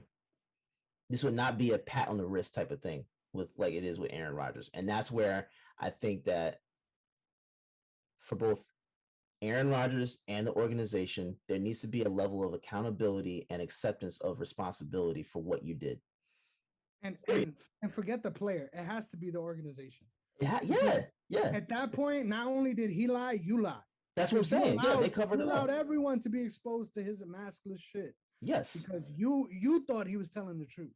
Yes. Now, how does that, like, I cannot show up in New York City to a job and say I'm vaccinated and get the job without them seeing my vax card. Like, that's how this works. So that's where I'm starting to think maybe he got a fake one. Them shits is boof. That you know I know vax card, bro. But here's the thing. It's not to fake them out because they're gonna allow him play anyway. They could see the card and be like, we're good. You're vaxxed. Yeah. You know what I'm saying? Like I think it doesn't. The organization is just trash, in my opinion. I'm sorry. Because now you're putting your team in jeopardy because they've been really good for this season. They've been really good. surprisingly, and now all of a sudden we don't know what's going to happen. It's possible he plays this weekend. It's possible he doesn't. So and with that, you're coming down to we're already at past the halfway point of the season. So now you're going into the stretch where you need to make sure you're in a great position playoff wise. Now, if his absence extends for another 2 weeks or something like that, and they start losing, now what do you do? I mean, they get into the playoffs, right? But then all of a sudden, you're playing a better team than you probably would have. You know what I'm saying? Like, and you're not as good. Now you just lost your opportunity. So that's where I think, look, whatever. But the organization is at fault too, just as much. And I think that they're getting away from that accountability because this is landing on Aaron Rodgers, and Aaron Rodgers is the guy that's kind of just being like, everybody's a lot of people in the media getting mad at him, but at the end of the day, this is Aaron Rodgers. What are you gonna do? Like, if Tom Brady did this, what are you really gonna do? You know what I'm saying? It's just like, whatever. Find him. Go on. And to me, that shouldn't matter. Sorry about that, Dwayne. No, you're good. You're good. Yeah, to me, that really shouldn't matter. It shouldn't matter who it is. If you're putting people at risk, and let's be real, like, let's keep that same energy, because when this first happened and this first went around, everyone was so afraid, and not for nothing, you don't have a reason to feel otherwise. Right. But just because there's measures in place and there's a right way to go about things now, doesn't mean it's okay to go about it the wrong way and then have mishaps. There's still the chance that you're spreading this to someone in the families, and to someone who is particularly vulnerable to it. Yes. So once again, let's keep that same energy. That's all I got to say. And I think they're gonna pay for it this week, even if it doesn't matter in the grand scheme of things, as far as the league's not coming down on them. I think they're gonna pay for it, and they're gonna take an L this week. But that's just my opinion. Yeah, love it. Who are they playing? Seattle? Because y'all saw that Chiefs game. Jordan Love ain't that guy. Not at all. Not at all. You can't tell me Cam is not better than him. I can't. I'm not gonna say that just yet. I'm not gonna. That's not fair. That's one game, and I'm not gonna say that because I remember Aaron Rodgers first starting. He didn't look that great either. Mm-hmm. I remember Aaron Rodgers when he first started because I was a Brett Favre fan, and I remember his very first game, and I was like, "Yeah, not impressive." And look at him now. Mm-hmm. So, a guy like Jordan Love, I might have been wrong on that prediction when I said I thought we'd see the Jordan Love show, but it ain't. It's gonna take a while. He's still young. He got a lot of years left in him. We'll see how it happens when that time comes, but right now, he still probably just got to chill on the bench for a bit and really just develop some more. This is not his team, bro. It's not his team. Maybe I'm saying even Aaron Rodgers retires today. This is not his team. It's open. Yeah, it's open. It's a open competition between him and whatever ghost you want to bring in. And real quick, let's put this Cam thing to bed.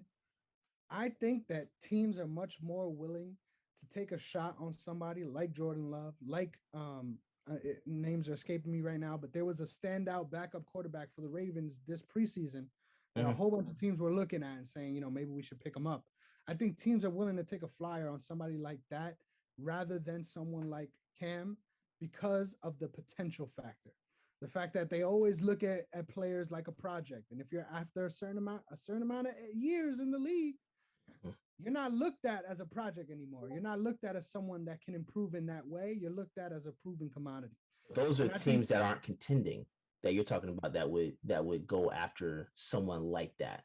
If you're talking about a contender that is in a position that needs a quarterback, like you need him right now, you're not looking at going to get someone like a backup. Hey, Cam, come on, bro. Like you're gonna do that. I know, but that's why I feel like the market is non-existent. Because even with teams like you mentioned, like the Broncos, I don't see them, even if they bring in Cam, I don't see them starting Cam over Teddy. Like potential-wise, you need to put your team in the best position for the future. For sure. But you would start Cam over Ben, wouldn't you? Roethlisberger? Oh, 100%. So that's what I'm saying. Like there are Is teams Ben that as bad as Teddy? no. I'm not. But I'm saying like there are teams out there. I think there is still a market for him. Miami is wide open competition. Obviously, they can say as much as they want that Tua is their guy. Tua is not their guy. Yep. If you had a guy like Jalen Hurts coming out of college right now, that's who they would draft. They're not gonna roll with Tua. They roll with Tua because they have to right now. And maybe they don't. I think Brissett is going to be the guy that ends up taking over. Which I find so dumb because they would rather double down on building that running gun sort of team, right? Than try to work with the team that they got. Because I think actually they could be serviceable with Jacoby, but that's I think so too. But they don't want to win yet. Yeah. So you're not going to do that. So what are you guys thinking about this game? Seahawks Packers. I got the Seahawks. What are y'all thinking? Is Russ back yet, or is it still Mr. Smith? He's close, but he's not back yet. Oh, he's not playing yet? No. So okay. This is Geno versus Jordan Love right now, huh? Yikes. Well, where is this one being played? Hold on. It says that Wilson is not being limited in practice and that it looks pretty good. I would say it probably means Geno's still starting. More than likely. I'm getting the Dak vibes right now where they're just leading you to think he's going to play. And then it's like, next thing you know, yep, he's out for the week. And then you see him next week, so like Cooper Rush cooked though. I give it to my boy Cooper Rush. He did his thing in his absence. But he actually did. I had to pick him up that week, and I literally was like, "Oh, I'm definitely losing this week," and then I won. I was surprised, but there you go, man. For this one, oh boy, I'm gonna go to Packers, man. They keep finding ways. They find their ways, man. I know it didn't really quite work out last week against the Chiefs, but they didn't exactly blow them out either. That Packers defense is showing some signs and some things. So I'm going to go Packers on that one. I'm going Seattle on this one. I'm going Seattle too. I'm going Seattle. I even if it is Geno Smith that's playing, I'm going Seattle on this one. All right. Next up, Derek, please close your eyes, cover your ears. We got the Eagles at the Broncos. Is that who we're playing this week? Game. Coming off of a really good game, these Broncos are. Thanks. Dwayne, what are you thinking about this matchup? Because I was asked specifically to not talk to these things with Derek anymore. So I got to ask you, brother, how do you think this game plays out? Okay, so to call what I called against the Cowboys and get that actually right, I'm thinking about Derek's Eagles and I'm saying, okay, well, it's not impossible for them to do that to them, what they did to the Cowboys. But those Eagles, man, like Derek mentioned earlier, I think that coach is finally starting to figure it out a little bit on that offensive end, running the ball. And who would have thunk? Who would have thunk? Right. You know what? Let me ask this. Is this in Philly or is this in Denver? This is in Denver. Mile high. Let's see where the elevation is. Oh boy. Okay. So yeah. Which means they're gonna run. They're gonna end up passing the ball a little more. Yeah. You know what? I am gonna go with the Eagles for this one because of my boy Hurts. Man, Hurts has been that boy's been balling. If anything else, he's been balling all season. That's the thing. Exactly. He's been balling all season. That's my point. That's what I'm saying. Because of that, I got Hurts finding a way to help get this team over the hump against this Broncos. It's gonna be the Hurts and Teddy Bridgewater show. And we're under the hump, bro. We're under the hump. We are not getting over the hump. I am choosing Denver in this one because of the Eagles defense. Man, it bones me to say it. You know how much I hate coming on here and putting the Eagles in a bad spot, but I'm gonna say I've been high on the Broncos all season, even when they let me down. I think we got enough reasons to be sad over here, and I don't want to. I don't want to force. I don't want to force him to keep going. You know, I'm going with the Broncos, and we can move on. Thank So you. this right here, is my game of the week, and everyone's gonna hate. Everyone's, Mahomes is done. All this, that, and the third. We got Chiefs going up against the Raiders, a team that just lost against the Giants. Now, keep in mind, we got a little triangle going on right now because the Chiefs just had a real back and forth game with the Giants not too long ago. I think this game is gonna be what it always is. This is a divisional game. They're gonna come out and try to do whatever they can, impose their will against their opponent. I think this Raiders team has so much going on right now that this is the time for Mahomes to get right, if ever there was one. But after watching this team play over and over again and really putting so much stock in the Chiefs and, oh, well, Mahomes will bounce back. Mahomes will bounce back. I think this is the game really that, like, if they lose this one and they lose it bad, I think their season for the most part is done because you can't come out against other struggling teams like the Packers and only score 2 touchdowns. Like without Aaron Rodgers and Devontae Adams, you only scoring 2 touchdowns on the Packers. Like that doesn't make sense to me. Obviously the defense is there and everyone loves talking about the Packers defense. I don't know why, but everyone loves talking about the Packers defense. I think this Chiefs team is, man, I don't have a reason to back them, but I think I have to go with them in this one just because I think the Raiders are even more prone to shit the bed. And the fact that they have so much going on behind the scenes this season, and it's not even behind the scenes, it's in the forefront of everything. From the coach to now this. I think I'm going to go with the Chiefs in this one, but I would not be surprised if the Raiders actually torch the Chiefs and we're rocking them to bed this next week. Where are they playing? In LA. Oh, in Vegas, sorry. I'm actually choosing the Raiders on this one. How dare you? I'm choosing the Raiders because it's actually, I'm looking at it a little different because of everything that they've got going on right now. I think that this might be one of those games where if they're playing at home, I think this is going to be something where you just try. Like, I mean, the season, you don't know. This season has been weird as hell. It's just been, the Chiefs don't look like they. Let me put it like this: the Chiefs don't look like they're actually trying to conform to playing the way they need to play to win games. They seem to be forcing it with Mahomes, and I don't know if it's a combination of things in terms of like injury or defensive coordinators rather are have figured Mahomes out in some way, or if there's just something like I don't know what's going on, but Mahomes doesn't look dynamic. It's his brother. It's that. Well, I'm telling you, man, that if I'm Patrick, I'm Patrick, I'm killing Jackson's phone. I'm every single time this dude goes to charge his phone, I'm unplugging it. I'm killing the switch on the electricity in the house. Something. This dude's got to get away. He probably needs to tie him up in the basement for the rest of the season and just leave him there. I'll tell you. No more dancing. No more TikTok. Just leave it alone. Get his wife to scream at him, and then the decibels will be loud enough that the screen will crack. That's it. The phone is gone.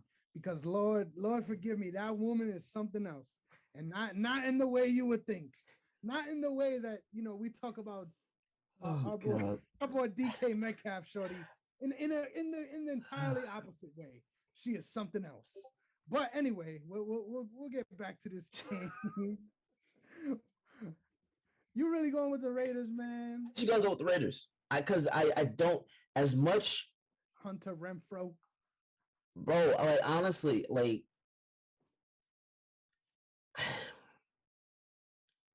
I don't trust. Yeah, I know. That name got you thinking. I don't trust Derek Carr. Let me just put it out there like that. I don't trust him, but I do believe that this is one of those games that they just might like spike up for a little bit in light of everything that's been going on. And it's weird to say, I don't trust the Chiefs. They seem to be a one-dimensional team, and their defense is god awful. Mm-hmm. So I like, you have Darren Waller, like, just throw it to him. Throw it to him. Let Jacobs run. I don't know what else to actually say in terms of, I don't trust either team. Let me put it like that. But I think this is just gonna be one of those games that Vegas just kind of gets up for a little bit in light of everything that's been going on. Yo, bro, real quick before you hop in, Dwayne, I just gotta say this because I remember a couple weeks back we was chatting shit and I couldn't put my finger on it. I remember. You know who this man looks like? This man is built like Roger from American Dad. And if y'all know that, respect. I'm just gonna leave it at that. That's Derek Carr right there, Roger from American Dad. When he got the little, especially with the hair, they got the same exact hair. I'm gonna let how can I even pick after you just made that description? Like, I can't even get that out of my head now, dude. What? Oh God. What? Oh man, I'm never looking at him the same now. That's hilarious, bro. That's hilarious. Oh my God! Wow. Wow. Something about that gray, it just fits. Chris has done it again. Jesus, bro. Wow. All right. So you know what? As the tiebreaker here, man. Let's see. So I'm looking at playoff picture right now as it stands. Okay.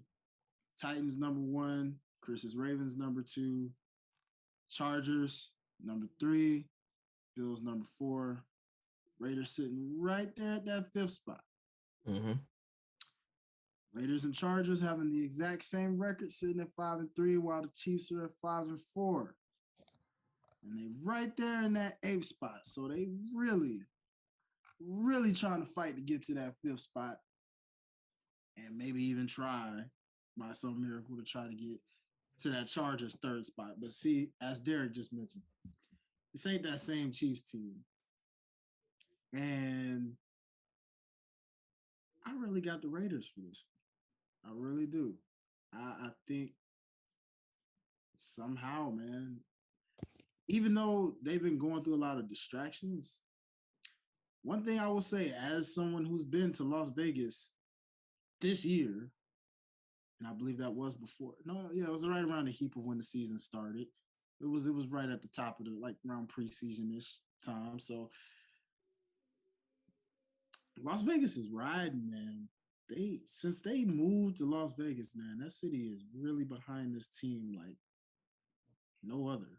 And I think it's gonna hit. It hits different just being in that new arena and just being able to do. I don't know, man. The Raiders are on a different type of level right now, where I think between the two, it looked like the Chargers. I mean, they'll have a battle with the Chargers. I think the Chargers ultimately win this division this year. But I got the Raiders being that second team that gets that wild card spot because I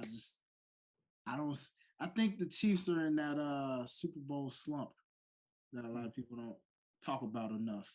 Mm-hmm. And this is that slump.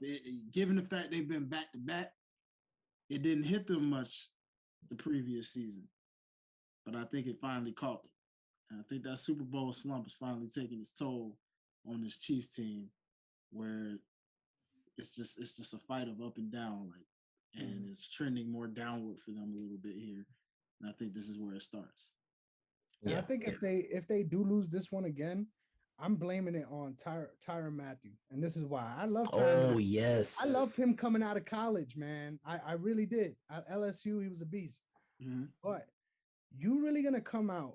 I mean, this just shows a level of entitlement too that people don't talk about. You really gonna come out and say, "Oh, these fans are asking for too much," we gave y'all this, and this the past couple years, and now y'all talking bad about it, bro. You wasn't saying nothing when y'all was the favorite. You weren't saying nothing when y'all had all the hype. Yeah. Now you turning on your own fans. Get out of here with that.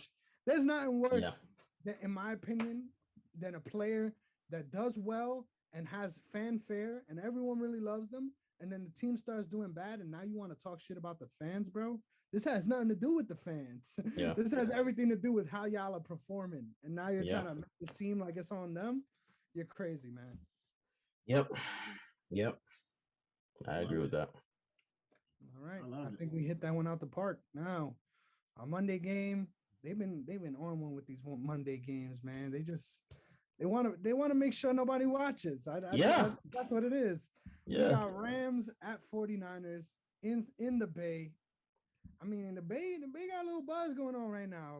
Let's talk to Nat about it. The Warriors are doing real good. Yeah. If only the 49ers could match that. It's amazing how potential does that, right? But you remember what we were thinking about the 49ers before the season started? Mm-hmm. Yep. It's very weird how things have changed.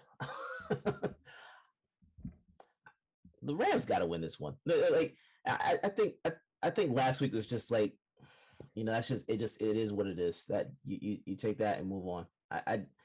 I'm not going to sit here and say that because they lost that they're not still like one of the teams that I think are going to go to the Super Bowl and still could honestly win it. Come on, they just got Von Miller. Mm-hmm. Like, come on, bro, come on. There's no way they lose this game. Yeah, I like it. What are you thinking, Dwayne? Wow, you know what? Division games again, man. These division games, man. They are. Where are they? They in LA? No, they in San Francisco. Yeah, San Fran. Okay, well, I'm actually gonna pick the 49ers for this one. I respect your I'm gonna gumption. pick them for it, and it's just because it's that weird division game where I do agree with Derrick. Now I will say they need to win that game, but I just got this weird feeling of like, because it's divisional and just they can go 50-50 all the time. I feel like with it being in San Fran, man, I think 49ers kind of take this one in one of those just ugly defensive like type of games where it just, I don't know, it's gonna take a minute for Matthew Stafford to bounce back.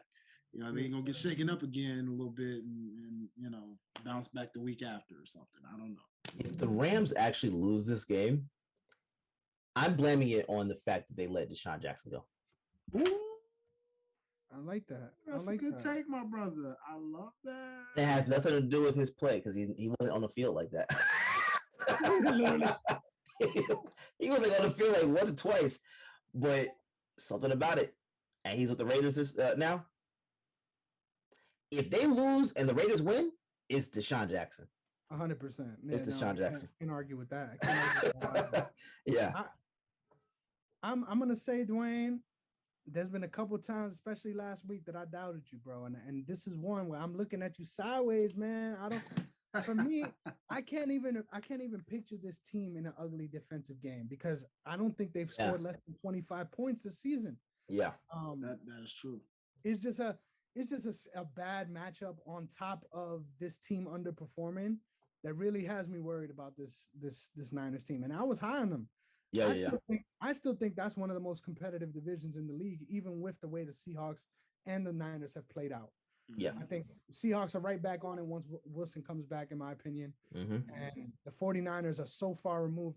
That was going to be my next question, because I feel like you looking at this game, I can't even tell you how they would win it. Like I guess running the ball. Like I guess I don't know how. If the pick comes true, man, you are Dwayne Stradamus for real. The real reason I would even come close to picking them as far as offensively on that side of things, Shanahan, the man is still a genius mind at the end of the day. Now, I mean, say what you will about how the offenses ran since he took over and all that. Shanahan still is a pretty brilliant mind in terms of offensive schemes and all of that. But, it's just, again, divisional ones are just those games that you think you can call it, but it's just like, they play each other twice a year. And I just think this is one the 49ers kind of sneak in there to kind of give everybody that shocker. But I do think the Rams bounce back, still show people that they have that Super Bowl aspect. I think this is just one of them little rough bumps on the road, and then they'll bounce back. I like it.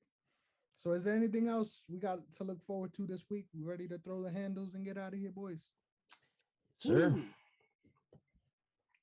All right, man. I'll start it off. I just want to say thank you guys for showing up again. I've been having so much fun doing this show, man. Like, for real. This has been so dope. And to all you viewers that make it possible, shout out to y'all. And I know y'all, I hope y'all having fun on the live too.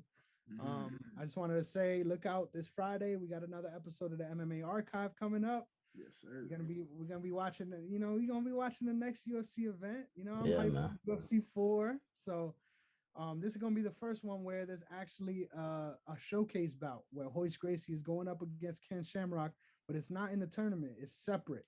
So this is gonna be the first time where you really see technically the lineage of a belt. This is historical stuff right here. So looking forward to covering that one, but also check me out at Negron MMA on Twitter. I've been dropping some gems, man. I just gotta say, I've been having at first, I'm not gonna lie, I used to hate every tweet I would put out. I would hate it. Like, I look at it, I'm like, that's just stupid. Like, I used to think way too much about it. And now I'm actually having fun with it, just dropping my opinion and not even thinking about it again. Like, just say what you got to say and keep it moving. Yeah. And that's how you have fun on Twitter, ladies and gentlemen. So check me out there. Check me out on Instagram too, Chris Negron _. It's going to be a good week in MMA. So there's always some stuff to look forward to. And hey, my Ravens are going to be cooking this week. So let's go. Yes, sir. Go ahead, Dwayne. Man, I just want to say, thank you guys for allowing me to pop in on y'all. Derrick, first of all, welcome back, my guy. You know what I'm saying? It's good to actually do this in full with both of you gentlemen right here. But yeah, man, it's been a fun week. Happy to know I went 11-3. Don't know how this week will go. I don't know. We'll see. This was all off a straight shoot. Last week was gut feeling. This week, straight shoot. We'll see how it plays out. Yeah, man, just want to say, hey, best of luck to my Chicago Bulls. Keep running, keep looking fun, keep being an exciting team to watch. Love what we did to Brooklyn the other day. Beautiful. You know what I'm saying? Shout out to guys like Ayo, coming out of nowhere and showing people what they can do, you know what I mean? And just, it's fun to see what they're doing right now as a crew and as a unit. And of course, you already know, man, tighten up. We'll see what happens against these Saints this week, man. I got a buddy at my job who is a Saints fan, so it's been kind of fun banter a little bit here and there, but we'll see how that plays out through the week. And follow your boy at Dwayne Dickey Jr. on Instagram, at Highlight Life on Twitter, HILITE Life. But most important, if you ain't following me, make sure you follow all things OTS at OTS Media Co. That is OTS Media Co. All things OTS Media on YouTube. And special shout out to everybody on Facebook who interacted with us on the live. I want to shout out our boy Julio, Freddie. Who else was in here today? Shout out to everybody, man. Julio, Freddie. So many people came through, showed some love, popped in and out. So we want to salute y'all. Say thank y'all so much for always supporting and rocking with us when we go live. We appreciate y'all, man. Keep sharing, keep liking, and keep subscribing. Yes, sir. And you can find me at Derrick _OCS, DERRICK, black way to spell it. But more so, like Dwayne said, follow the brand at OTS Media Co. We're on Facebook, Instagram, Twitter. We need to get on TikTok. I'm just not getting on TikTok, but working on that for you, my brother. I'm working on that for you. Yeah. I got ways we can make that work. So bet. Yeah. But also go to the website, otsmediaco.com. Look at all the articles we have up. Dwayne's written one about AEW. We have a couple of articles on there. You can see all the shows we have. Just check out, let us know what we're doing. Subscribe to the YouTube channel, rate, review all the shows, listen to. Let us know what you think. give us some feedback. We always love hearing what you guys have to say, what you think. Yeah, thank you for watching and or listening. And we will catch y'all next week. And wait, I gotta say it before y'all kick me out. They're dragging me out by my ankles right now. I gotta say it. Since the sideline guys have been back, I just want to say them subscribers jumped up over 40. I'm just saying. Hey, over 40 since when we started. Real talk. The sideline guys, man. This is the OG show. And you know, we've been, if you've been paying attention to this show from the beginning, you know how this thing has changed. So much. I know the feeling. It's changed more times than I can count. I mean, more times than LeBron's changed teams. It's just it's ridiculous. There you go. That's a good one. Yeah. Thank you. But we appreciate you for joining the team, bro. This has been exciting. We are building, getting better. You know, and honestly, we need some feedback. You know, if you guys see anything that you think we need to do and improve, let us know. We'll take into consideration. I agree. And into consideration. Allow me to say, ladies, if we got lady listeners and viewers out there, listen, if you know your stuff, and I know you ladies do because y'all usually know it and say it better than we can, I need y'all to make sure you hit up my boy Derrick, hit up my boy Chris, make sure you're following them on social media, reach out to them, please say that you want to come on board and speak your stuff, ladies, because we know that we need them lady voices out there that know their sports as well. So y'all know what to do, man. We just want to salute y'all one time. Yes, sir. Appreciate y'all. Have a good one.